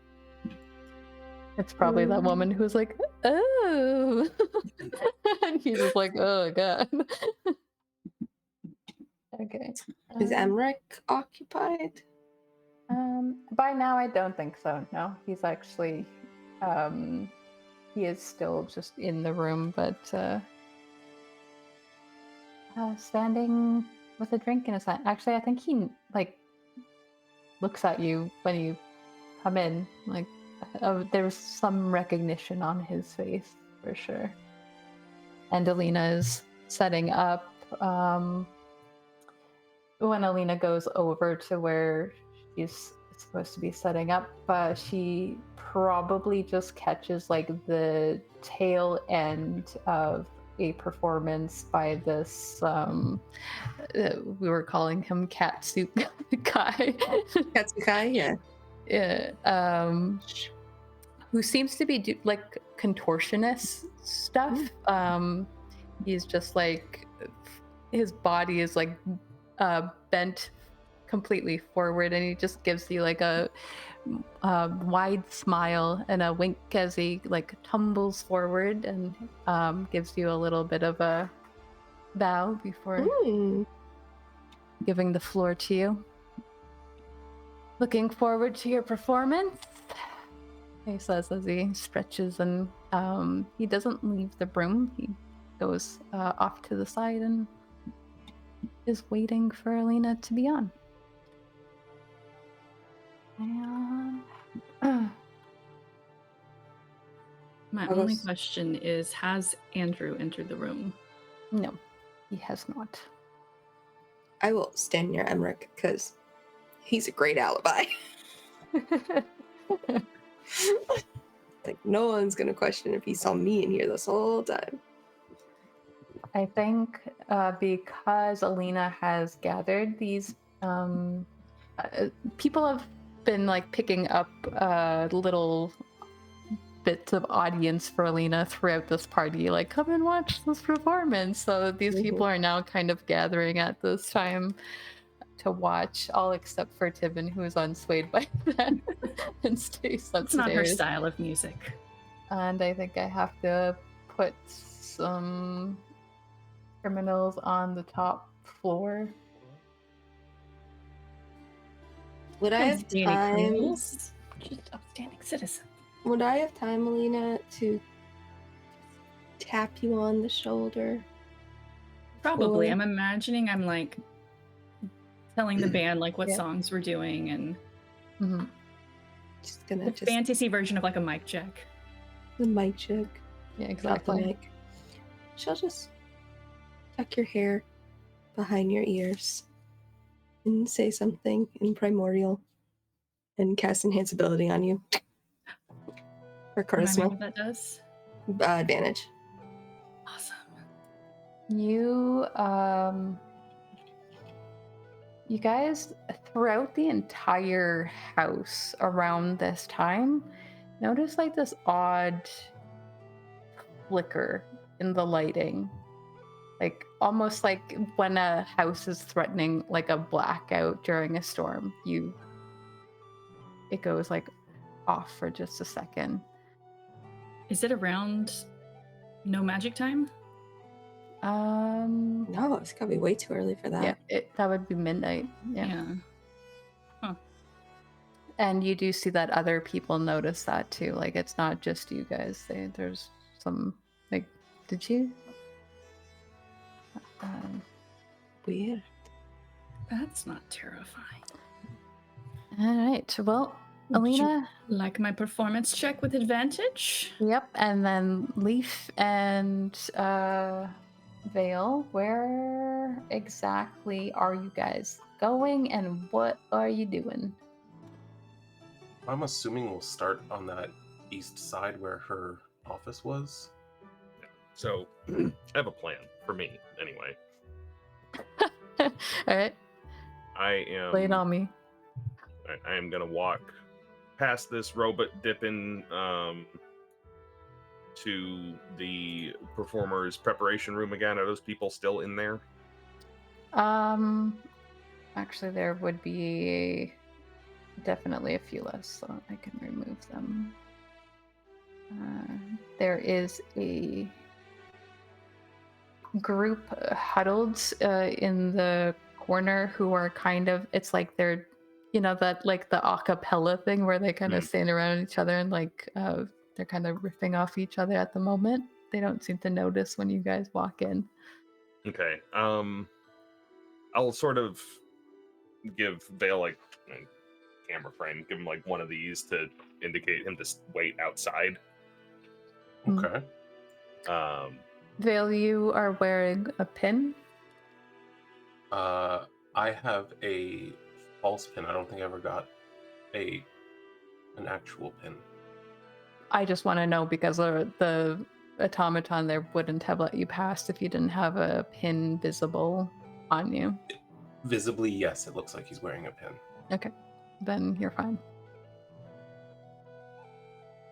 Cool. Then I am going to dip into the bathroom and first cast Disguise Self on myself. You said that there were, I cannot remember, you said we saw some half-orcs here, was that right? There are half-orcs in Mournhold. You maybe saw like one here. Sure. Well, if I saw one, I'll be that guy. If I didn't see any, I'll just be a half-orc. And then I'll make myself invisible. Interesting. On top of that. Okay. We have a layered strategy here. Yes. Okay. And I will, seeing that those a cappella people were busy, I will just do my best to sneak back out and hope that they don't notice me. Give me a stealth check. Wait, you're invisible, you said. I am invisible. Give me a stealth check with advantage still, because you do have to open the door and stuff. Yeah. On both. I should have done that in the tower. I didn't look. You want me to do it again? No, it's fine. It's fine. I realized that as soon as I clicked the button, I was like, wait, I can't know what this is. Don't worry, we won't know what my stealth is, and that will probably... That'll just apply to this room in this check of getting Sure. past these people. You're able to get in, and do you go back out? Yeah. Okay, you're able to do that with that check. And I was like, oh, yeah. What was that? don't yell.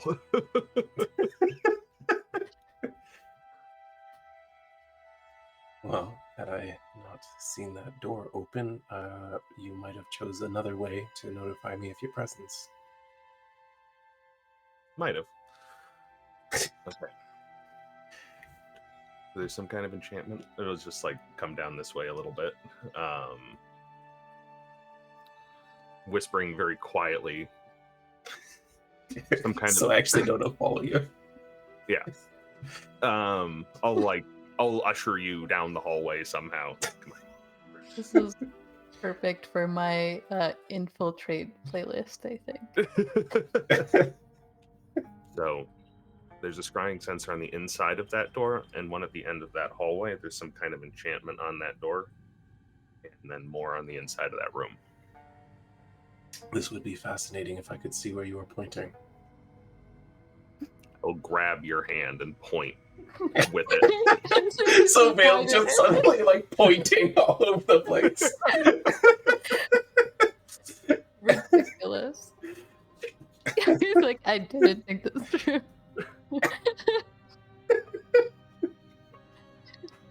This is exactly how their little side quest went as well.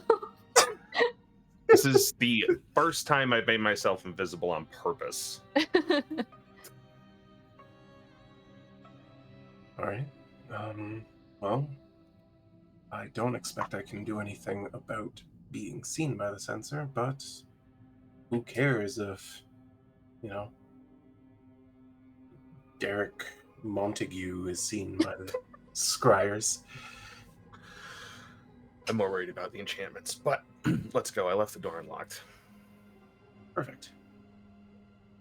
And I'm going to listen at it again. Give me a perception check in the tower. Nope. Take 2 off of that. I forgot to press the button first. You hear the same sort of like hum from behind the door that you heard before. You don't hear any voices or anything like that inside. Okay. I will try the door, see if it's still unlocked. It is unlocked. All right. Does it open in or out? That's a good question. It opens. I guess it would make sense if it was in. Yeah, it's a pocket door. You actually have to lift from the bottom. It opens inward. Right, and then I will step into the room. Wait to see if he explodes. Yes. He does not explode. Perfect. Another flicker of the lighting happens throughout the house. This one a little bit more noticeable than the last one. Does that change what this machine is doing at all? It's like slow down for a second. No, it only affects the light fixtures in the room. Okay.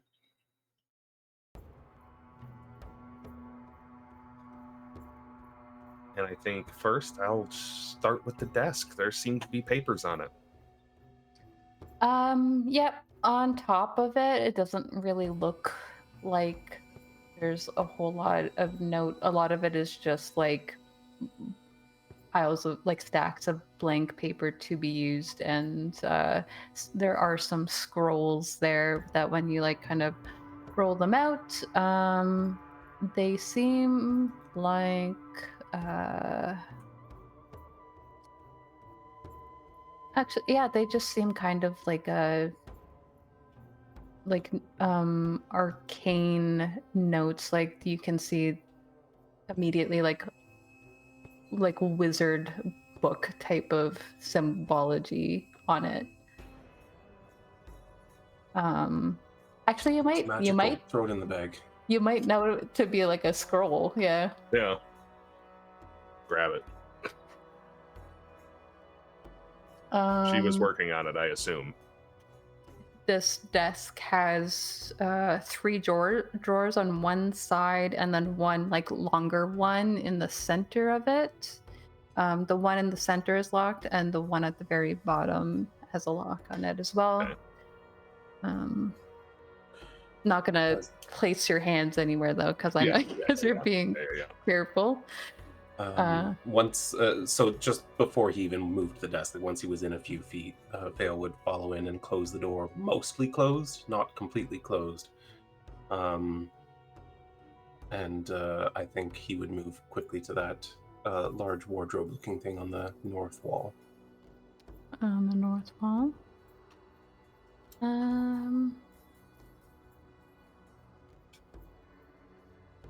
Yeah, the wardrobe is locked with a mundane lock on it, like a keyhole, not a padlock situation. You try to open it and it kind of jostles a little bit. Don't know if you can work your magic on this. Yeah. Give me a second. I will head over there and try to work my magic on this. Give me a lock-picking check. I'll swap with him and do the drawers while he does that. Try to stay efficient. Like you're opening the ones that aren't locked? Yes. Wasn't me this time. Okay. I'm so sus of those suits of armor. You're not the only one.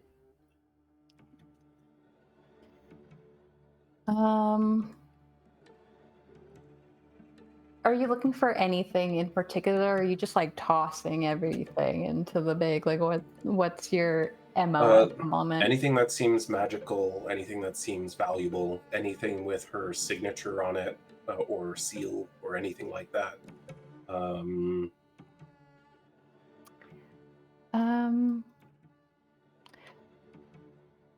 Magical signature. You see like something that looks like there's a few things that look like a contract to you. One of them being a contract for the academy here, and then one that also looks like a resignation. Yeah, I'll take them both just because I can make use for signature. Plus, the less specific we are in what we steal, the less they can learn from what we took.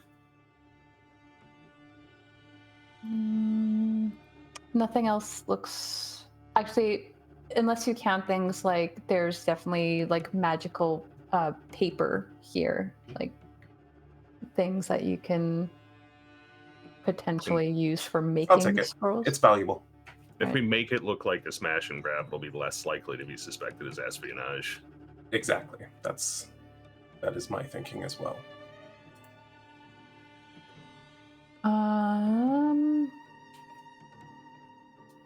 Okay.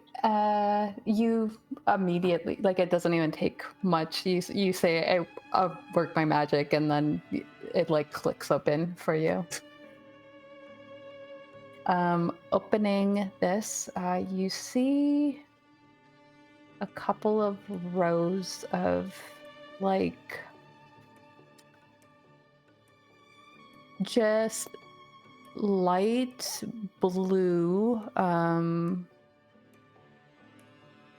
No, actually, sorry, that's the wrong color. They're like yellow uniform clothing, like linen. It looks like a row of yellow uniforms, and one of them looks a bit shorter than the other, like they're for a smaller person. Mm-hmm. And the other set looks like, I mean, about Chis'dana's height. Have we seen these uniforms before? You haven't. Okay.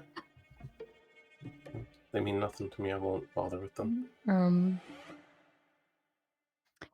I think Leif notices that one of them has a stain on the arm of it. Hmm. Like a brownish old stain that looks like it's been scrubbed out. Interesting. What's next? I'm gonna check. So when I had detect magic up, that magic that I saw through the wall is more in line with this door than with where that chest is. No, the chest was like the one that's south of the From room. the south wall, yeah. That was about where you thought, and then the other magical thing was like the little urn thing on the table. Okay. I will. This could go poorly, but let's see. Let's press our luck. I'm gonna pull out the wand of chaotic detection here and try and dispel that chest, whatever's on that. Oh wait, I'm gonna do that later. I'm gonna do that later. I'm gonna do something else first. There's another chest on the north side we can look into. Vixx, you said some of these drawers on the desk were locked? Yes. Yeah, Two of that's them. what I was gonna do first. Yeah, do they appear to be like mundane locks, or? Give me an Arcana check. I can do that. They do look like they're mundane, but Fair enough. His detect magic didn't reach that far into the room, so he wouldn't have any reason to know. Got it. You do feel some, like as you're looking it over, they do look like mundane locks, but there does seem like something is... The weave is at work here for sure. These ones might be dangerous. How many charges do you have on that thing? 2. You could do the drawers in the chest. We might get 0 charges if this malfunctions.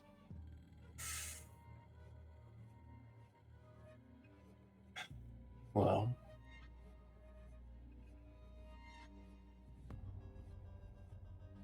both could be important. Which one's the first priority? I'm closer to the chest.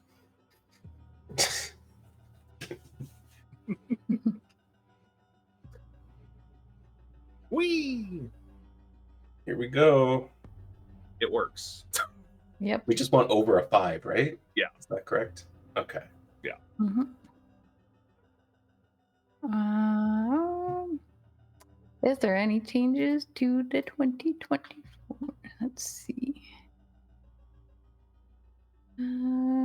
Okay. Yep. That you can tell that the whatever was on this is just done away with. I'll check it quickly in case it's got a mundane trap, but I really don't think it does. Give me an investigation check.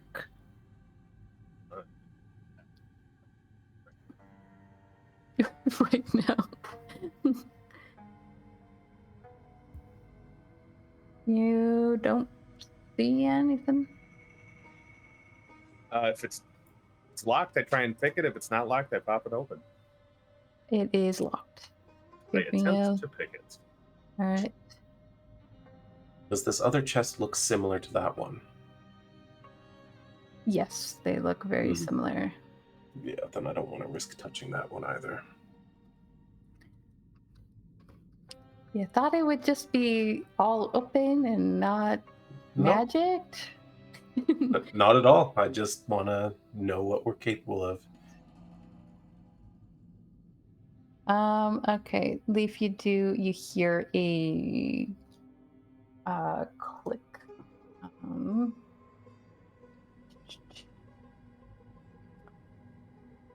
I need you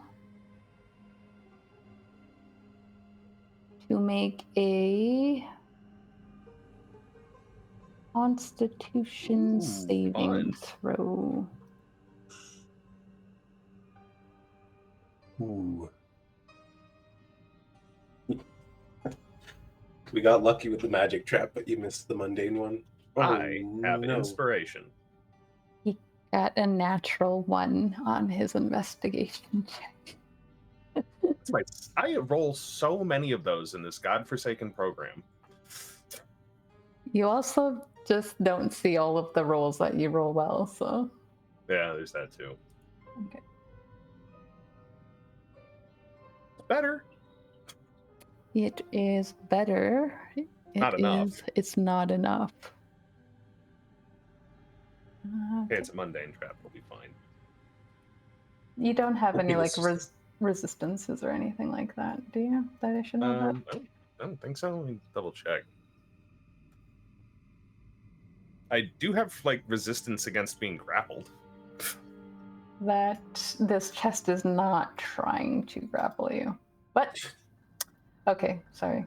I'm not knowing how to pick up multiple dice right now. While I'll you're take the holding 2 it, you damage. right click. Oh, okay, sorry. This is gonna take a bit. There we go. There we go. As soon as you like click that, you feel just like this little needle prick into your skin from inside the lock.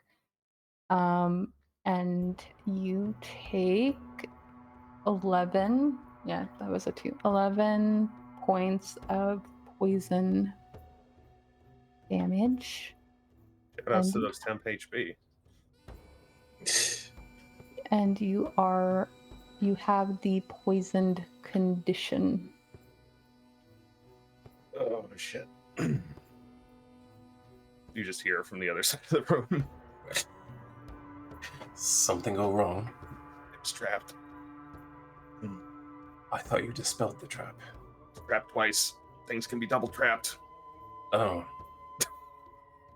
It's You can open. do things. she's smart. I'll give Yeah. her that. Here, let me take a look at that, and you use your rod to dispel the magic on the desk. Sure.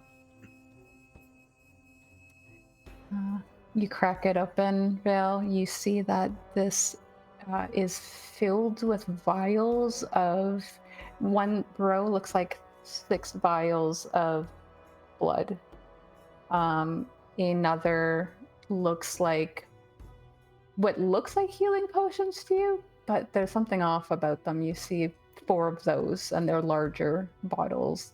And then you see like a long tube that's just kind of coiled up with a needle on one end of it. How interesting. I'm gonna throw those all in the bag.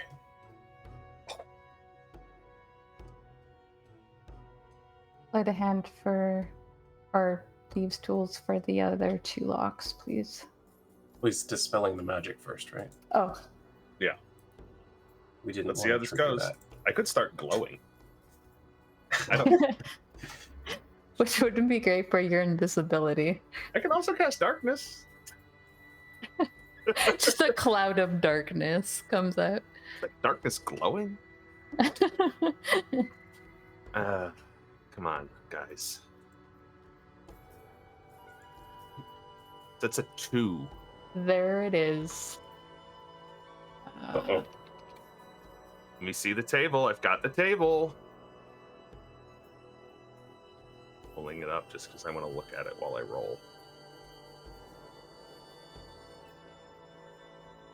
Okay, we are hoping for...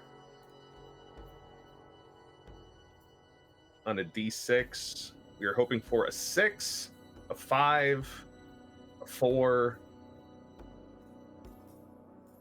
or a 2.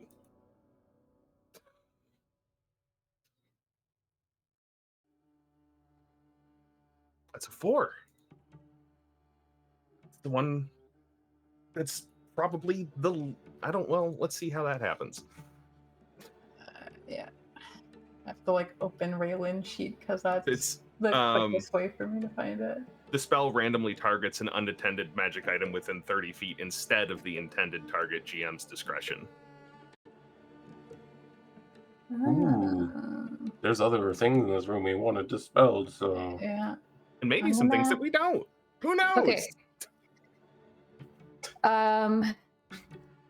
the brick of stability. There, Holding this whole building together. 1 and 2 is gonna be the vase thing. Yeah. So 3 and curious. 4 will be the little contraption that has been like spinning with the hourglass. 4 is going to be something We'll just else. say The left 3 suit and of 4. armor. Oh, did I say 3 and 4? what I Five thought you five said. is going to be something else, and 6, I'll give you that chest over there that you guys were looking at. Excited about Okay. something else. What could it Yeah, be? what is the something else? Is the scrying sensor? I was The concerned it was going to contraption. be Vael, but I that totally vase, forgot what I right? said. No, 1 and 2 was the vase. 3 It's the and Oh, I thought- contraption. Okay. Yeah. The contraption just completely stops moving. Yeah. How big is the contraption? Like a soccer ball.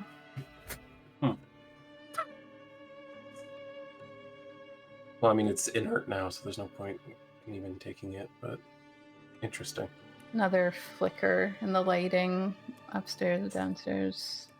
A little bit of a rumble. This went poorly. We need to go. We need to go. We head out the door and to the west. I'm not going that way. It's okay. Do it on my own, I guess. No, I'll go with you. Different plan. I mean, this one bypasses the automaton for one. I was going to jump off the balcony. Oh, I see. I still Well, got you things guys to are steal. there. Okay. I'm gonna head back downstairs. Yes. What happens? We're not getting out of here tonight. Alina, you finish preparing for getting ready for your performance. Nyra gives you some encouragement. You feel all eyes on you. You know somewhere off in the distance, your friends are doing something. Everyone in this room... Plausible deniability. I don't know what they're doing.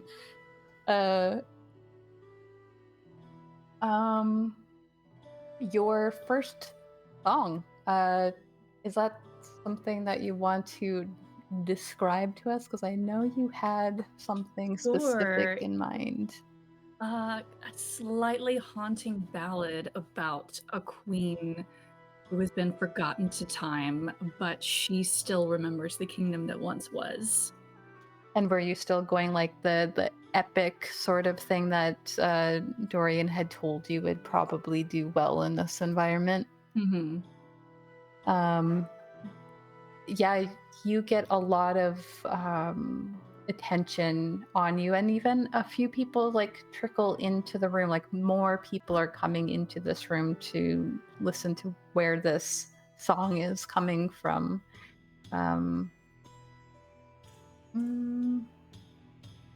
Yeah, probably some people you noticed that were upstairs before and were outside coming into the ballroom area. So you feel pretty confident that your distraction at the moment is going pretty well.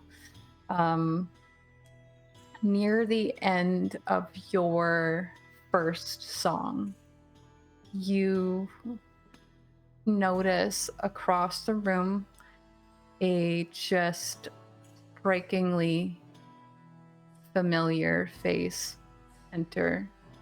The same man from your vision with Mother Ona comes into the room, and you see that he gets Emmerich's attention.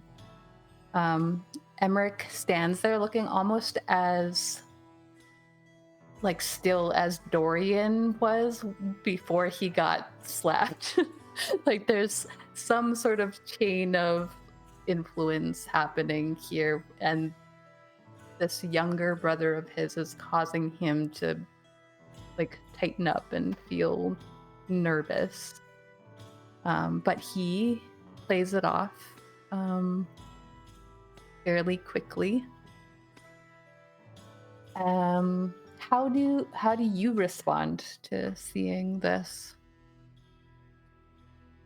I want to let the dice decide, because I like just a little bit of risk. I would like to roll deception if that's okay with you. Yeah. See how well I can Works. hold it together. You have advantage. Okay. Well, let me roll again. I wasn't sure how long it lasted. I mean, it's not bad. Okay, we'll stick with the first one.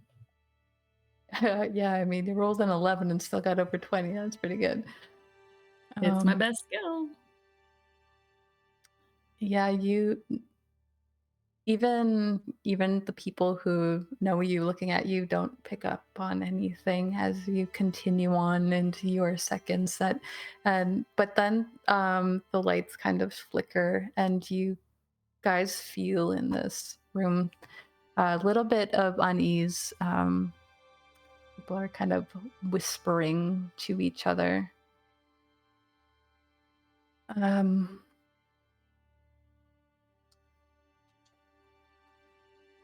Can I see from stage, like, is it the lights flickering that's causing the unease? Is it like the interaction happening between the day runes? Like, where are their eyes looking? It looked like they were all looking like up at the lighting at that. Especially because in this room, like, there's chandeliers and they kind of pick up the subtle vibration. And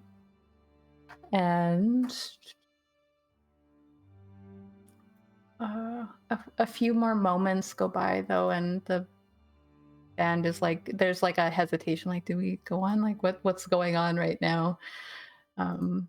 Before you go into your second song.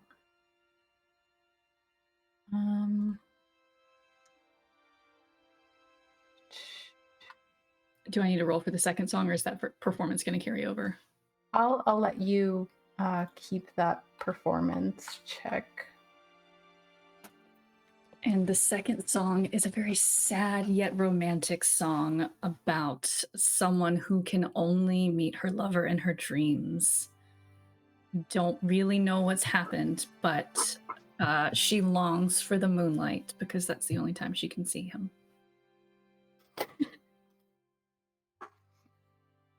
I wrote a fanfic about this.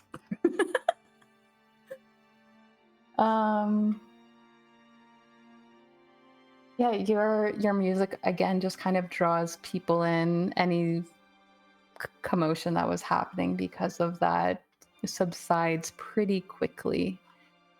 And about halfway into your song, Alina, Nyra would probably notice this first, but there is a commotion outside at the front of the manor.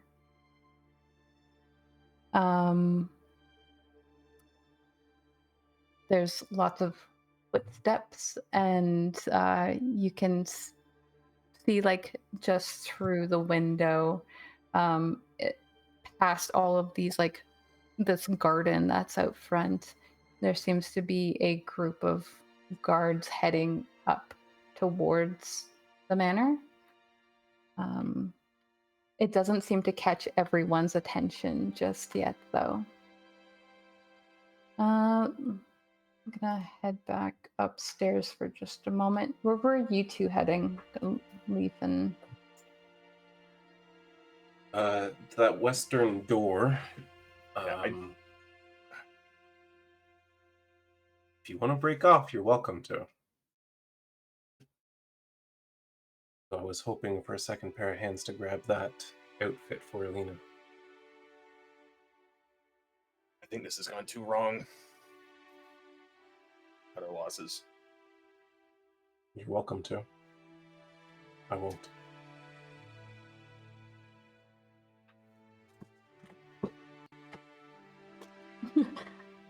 Decision days. Yeah.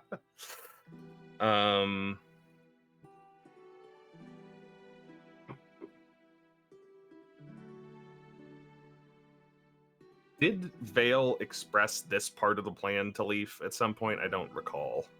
He did say there was something in the room he needed, and he wanted their escape route to go through there. Right. Okay. In which case, then, yeah. I wouldn't blame you. Wouldn't hold it against you. You just hear footsteps going down towards that door. All right, well, let's go through.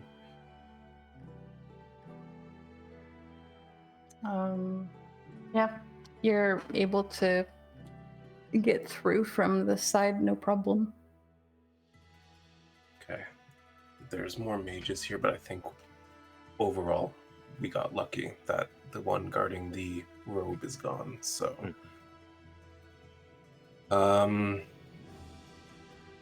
Vael's literally just gonna risk it and see what happens. He's gonna run and leap over the tiles, landing on the inside and hoping that they need contact. Roll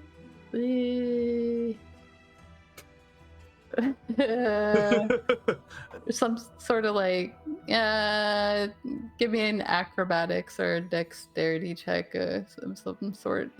Yeah, I can do that. I'll throw it. Should it be in the tower? I feel as though the results will be pretty apparent. Fair enough. Woo! Hey! You not only do you do exactly what you were hoping to do, you do it very quietly, like your boot barely makes a sound as it touches the floor on the other side. You even do a good job at stopping yourself before you make contact with the actual glass case. Yeah, then while standing there, he's just going to very carefully pull out and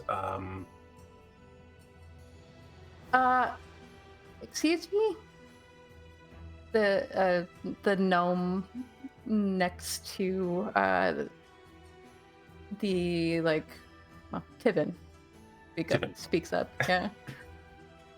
What are you doing? Is Leif acting at the same time as me? I just want to know what the situation is once I actually hit this point. Or is he remaining... You don't know? I guess he's invisible. That's a good point. I don't fucking know. Yeah, I guess I'm just gonna... Before I answer her, I'm just going to glance northward towards the robes and see if anything has changed. It hasn't. I think Leif told Leif. He said that was too risky for him. Fair enough. Real quick, which object are you grabbing, Vael? The heart glass. The heart glass. Okay. Yeah. Vael's just going to... The guards also just turn towards Vael at this moment. Vael's going to tuck that away in a pocket and then use prestidigitation to create a replica of it and place it back down. Sorry, just really wanted to get a look at it and then leap back over to here and see how people react. If this works... Roll me a pretty high DC deception or sleight of hand check. Well, both are pretty good, but deception is the better of the two. So let's see how that goes. That's a 13. Okay. I have no inspiration. Tivin immediately,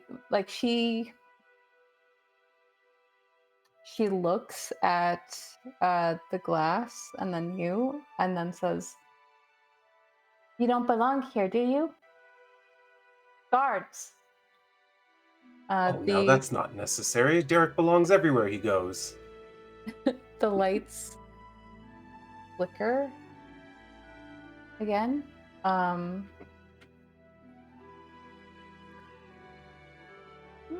Yeah, I'm gonna go ahead and Misty Step out the cracked open door.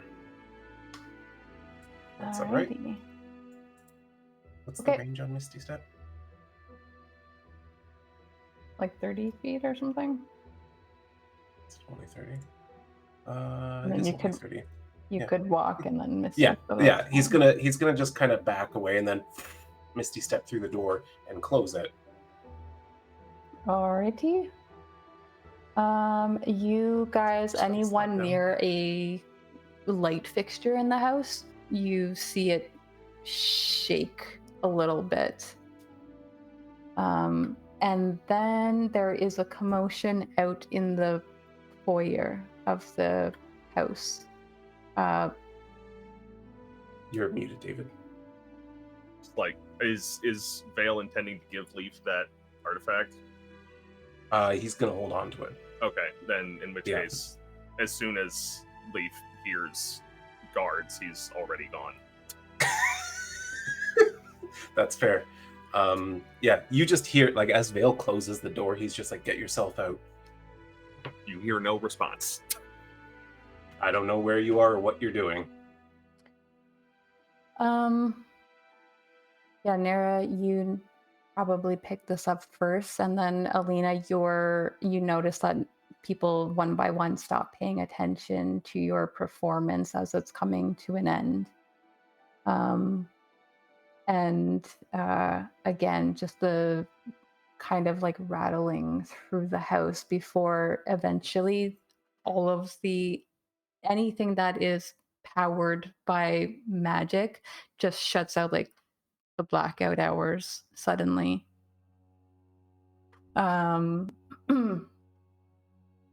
And a group of about 10 guards run up in and fill the space in the foyer. And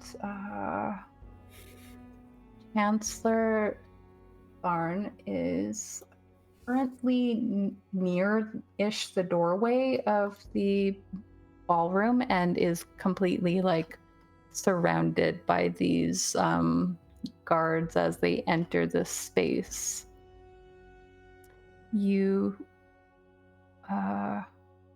Does it look like protectively, or does it look like something else? Like they're urgent, like they look like they're running up to him to tell him something. Mm-hmm. They are out of breath almost.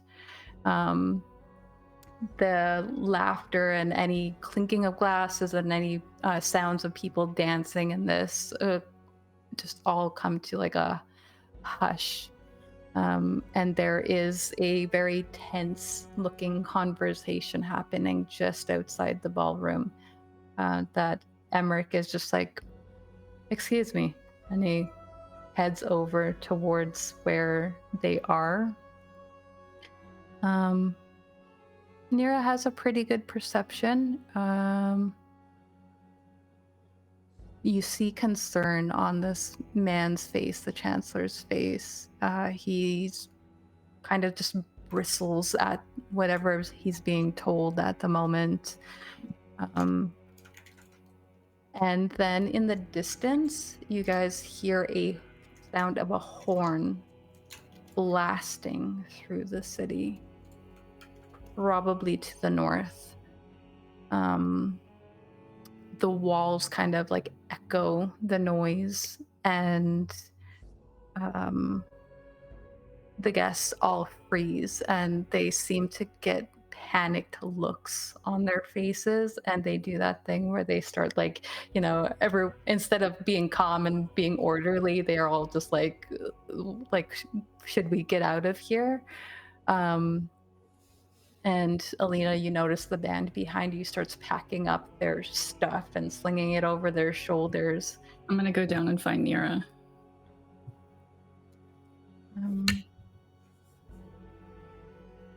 And then not too long afterwards, someone calls for the lady of the house right now, and then Chancellor Barn just starts commanding the room. If you have a home in the south, go to the south. Otherwise, follow these men to the guardhouse. It seems that the city has been attacked from within. Alliance. There's like a ripple of panic going through them. And you can see that the guards are like, please, everyone, don't panic or rush out all at once. And if you don't have anywhere safe to go, again, follow these men, and points to like a half the group of the guards that came in. Is there any way I can bump into Andrew on the way out? Just to like bump into him in the crowd and see if I can just briefly make eye contact with him. Yeah. You trying to accomplish anything? I just want him to make eye contact with me and see if he sees anything there. Okay. Give me an insight check then when you do that. Okay. Do you want it in the tower? Yes, please. Oh, don't count that one. I have to move the map out of the way to get to the tower.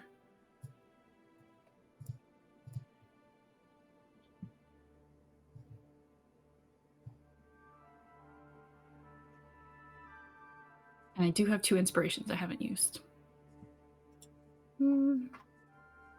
You bump into him, and he kind of seems perturbed for a moment, and then he kind of towers a couple inches over you. And when he looks down at you, you see a bit of like, I think, scrutiny, almost like he's trying to gauge something, but doesn't quite have time before people are like pushing along to continue out of this room.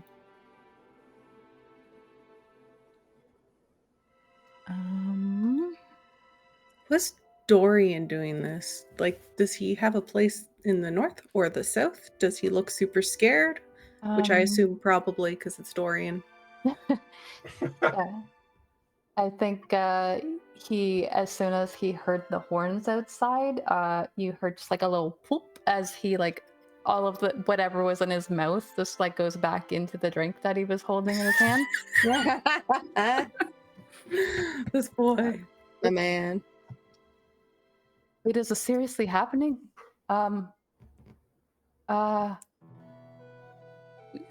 He grabs Raelynn by the wrist. We need to get out of here. I can't leave without my friends. Are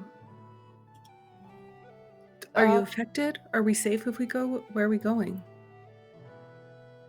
My house is about a 10-minute ride down the road. Can I go find my friends at least? Are you okay? Can I rebring them? Sure. I'll wait for you. And okay. At the front. I'll get the wagon, and he like goes. He just drops the glass like halfway towards the door. Vixx, is the military ward the northernmost ward? Mm-hmm. Okay, I'm looking at how I had it drawn out, and I wanted to make sure I had drawn it north-south. Yep. Okay. Did it sound like the horn was like that far away? Or does it sound like the north part of Glimmerfall is under? It sounds like it's really far away. It's really far. It's the north. Couple questions. The announcement that was made, is that loud enough to hear from where I am above the courtyard? Not really a lot of obstruction. They were calling out, and there is definitely a way that you could have heard that for sure. Okay. You also hear a commotion, like someone was trying to go after you, but then this was called out, and you can definitely hear a shifting in what happened. And yeah, you're now just standing in like a dark hallway. Good. I have one more very important question. I assume, but I don't want to make the assumption, but this courtyard, is it open to the sky? Yes. Good. Thank you. I am ready for what I want to do whenever you're ready.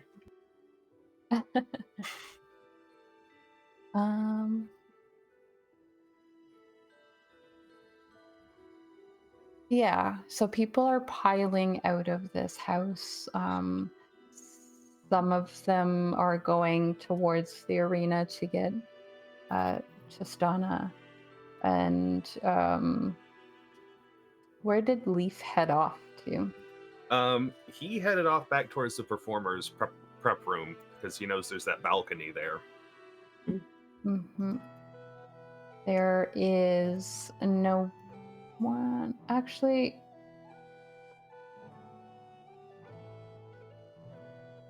yeah, there is nobody in here anymore, I think. Perfect.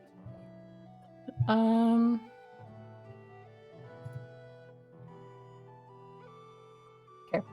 So the scene is that lots of people are leaving the house. You guys end up finding yourselves like the ones kind of left behind, though the Chancellor is still like commanding some of the guards and talking to them and getting information from them, while Emmerich is standing right next to him. And then you see that Adrian also lingers nearby. He doesn't join like the group of them, but he is just kind of watching. And the tiefling man and girl that were pointed out are also standing next to him now as well, just quietly talking amongst each other. Anyone who looks outside the front door, you can see there's smoke, like black smoke pluming into the sky to the north. And Raelynn, you've gone off to look for your friends. Yeah, she What are would you have doing? just gone in the room to go find Alina and Nyra and just given them the two options of option 1, we go with Dorian, we have an excuse. Option 2, we take our leave now. I say I'm looking for Avalis and we go to the tunnels. I think if we don't leave now, we won't be able to get out of the city. That's my thought too.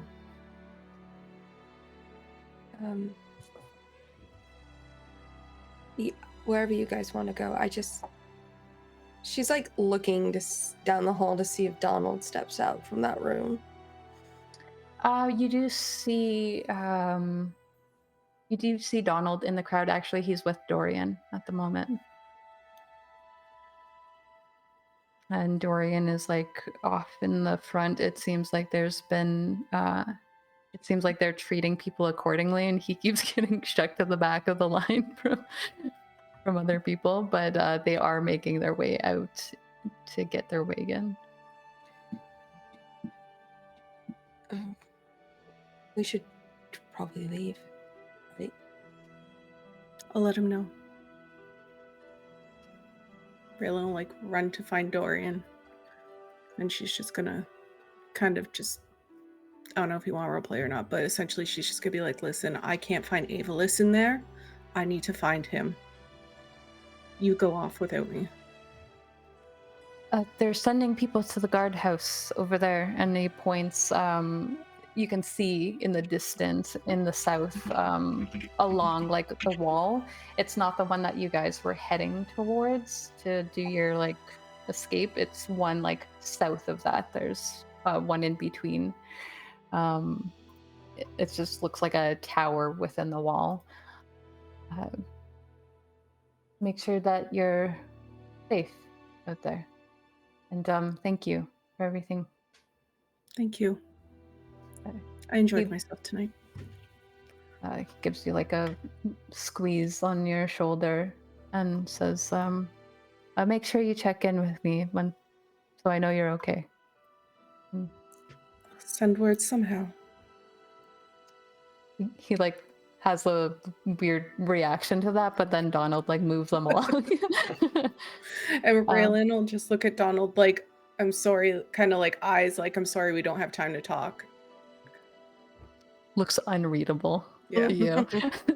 And the sky above you is just like this strange like fiery sort of look to it, like the smoke has caused some sort of filter in the last of the sunlight.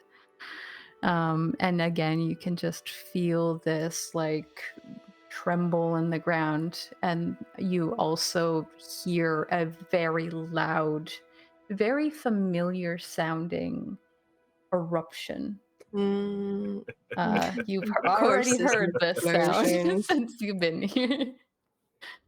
It wasn't me this time.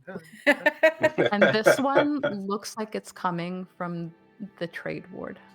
Oh shit. Oh. We got Oh. to get out. Yep. Yep. Raelynn's Vael. gone back to grab the girls. Let's go. How do you guys all head out? You can narrate to me what happens because you have the guys currently to get off the property at the very least. I think as fast as possible as the crowd is dispersing to like homes in the guard tower, and we're just, and y'all, if you want to change anything, we just book it until we're far enough away that there's not as many people, and then we have to start being sneaky.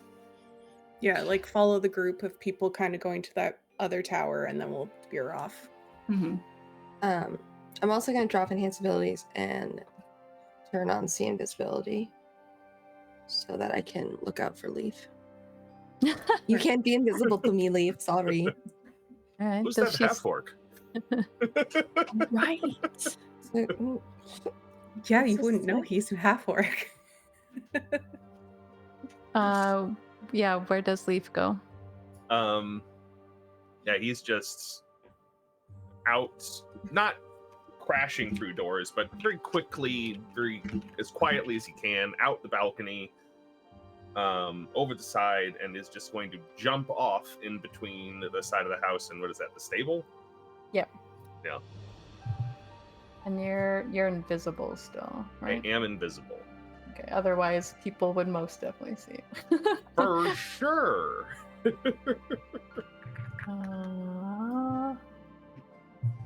Okay. Yeah, so you do some tumbling over to that area, and then you just dart off to the end of the property. Yeah, I'm just gonna basically book it from here. Vael, I Yeah. am sure there are more shenanigans that are currently happening. What does Once he the do? room next to me has cleared, Which is now. they'll Okay. casually walk in, walk up to the edge of that blue tile, blast it open with a sorcerous burst of thunder.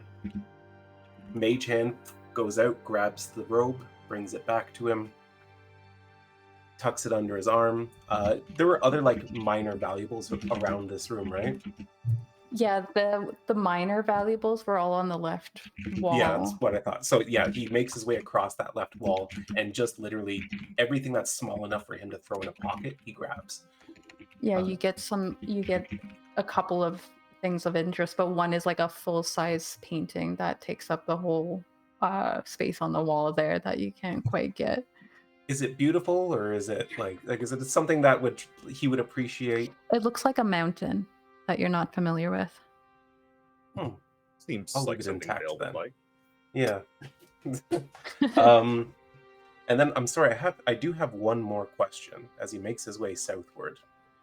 Yeah, I see that they've all rushed through here, but I assume they're gone by the time he's cleared out that room. That device that was in that southern room there, is there a removable, carryable center part of it? Like, is there something that he could pick up and walk away with? Do you try to interact with it at all? Like, are you like? Well, he got in close and looked at it earlier, and so I'm just wondering if like it just looks like it there's- hovers. But if you do like try to, Yeah, I don't want to touch the tile because I'm a little concerned. So what I'm going to do is I'm going to cast Fly, okay. and Vael just takes flight and hovers across the room up to it, and yes, he will just literally try to grab and pull.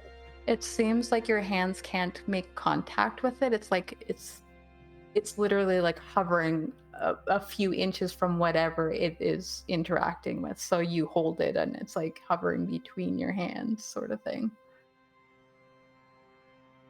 Is there a way he could create a barrier that would cause it to remain in the center of his arms? For like what purpose, I guess. To take it with him. Yeah, like I said, like you can hold it. I see. Okay, but it is just like willing to. But you be don't moved. actually touch it. Yeah. Yes. It's not Okay. touchable. I wasn't fully understanding that. Then yes, he will take it with his hands and literally fly through the hallway into the courtyard, over the building, out across the property line, then go low enough to whistle to Chinook to have him follow and fly to the fountain.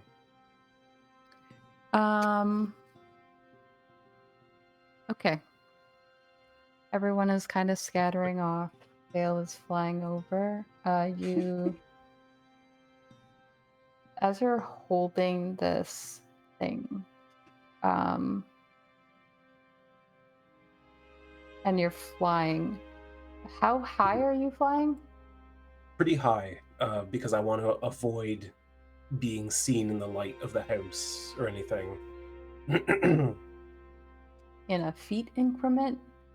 Probably like a good 100 feet above the house and out until he passes the actual fence. Then you'll go lower.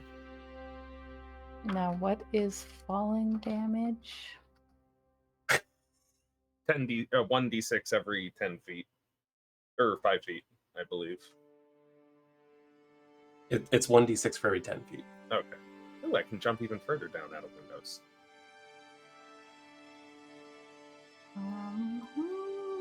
And you said 100?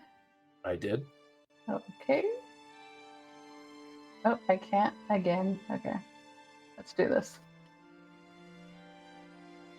So that's 10. It'd be What's 10d6, happening? yes.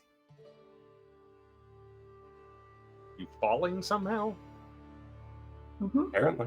Okay, cool. Ouch. Mm-hmm. Mm-hmm. Where does that put you at? In trouble, but tell me what happens. Okay. Interacting with this piece of material, it's fine. You can feel that it's like chaotic inside there as you're holding it. And then suddenly you just are struck by this vision. And you can kind of feel yourself falling, but you're also getting this glimpse of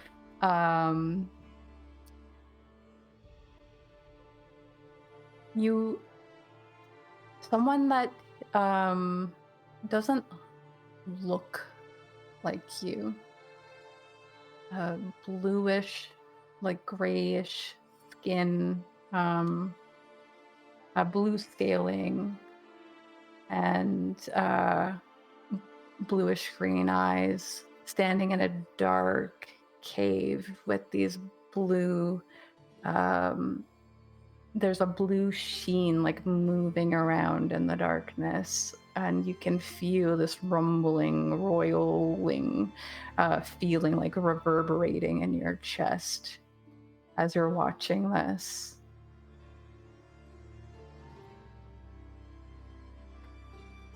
And you just hear the words. Yeah, actually, you do hear the words. You hear the word, "The payment is due." But you would understand that that's not a language that you understand.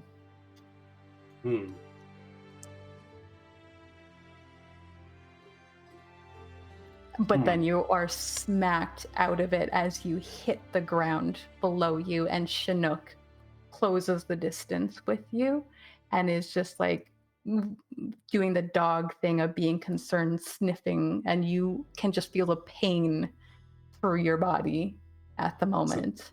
So it did at least not happen until I passed the property line. That's something. Yes. I will tell you this: if not for those 10 hit points, I'd be unconscious. Exactly unconscious. Yeah. So well, at least they came in handy. Thanks, Alina, for allowing me to survive this encounter. But Vael, you also see this. You see the smoky sky. The people are spilling towards the south, and Ugh. you don't quite know where your friends are at the moment, but we'll pick up next time when you guys all clamber out of Mournhold, I suppose. One more hour. One more hour. Yeah, we're already over. Yeah. Yeah. I didn't even notice. I was like, I need to end it where you guys are picking up next time. So sorry for keeping you a bit late. No. Worth it. Totally. None of us worth are it. complaining. Absolutely. Yeah, I would play for another 6 hours, honestly. I got a big bottle of whiskey downstairs, I don't mind. Apology not accepted on the grounds that it was improperly given. Yeah, I was worried when you said 100 feet. I was like, you wouldn't fudge this for me? I'm not gonna fudge it for you. I respect the hell out of it. I respect the hell out of it. And if I die, I die. That's part of the game. But Alina saved my life tonight. Yep. This dummy gonna make me kiss him to get healing word in because you look like shit when we meet you. He's just there in a Vael-shaped indent in the fucking stone paving. Oh my. What the Did you hell happened to you, fly buddy? or something? I missed how you got to fly out of the property. Yeah, You I cast fly. Okay, Yeah. One of my newest spells. nice. Might have had someone panic messaging me going, what if Kale's not okay? I got a 3rd level cure wounds waiting for him. I will say that given my experience with this fucking thing now, what I'm gonna do is take whatever is the biggest piece of clothing I have and kind of cover it in that and drag it along. Yeah, and okay, I'm just gonna find somebody to raid here.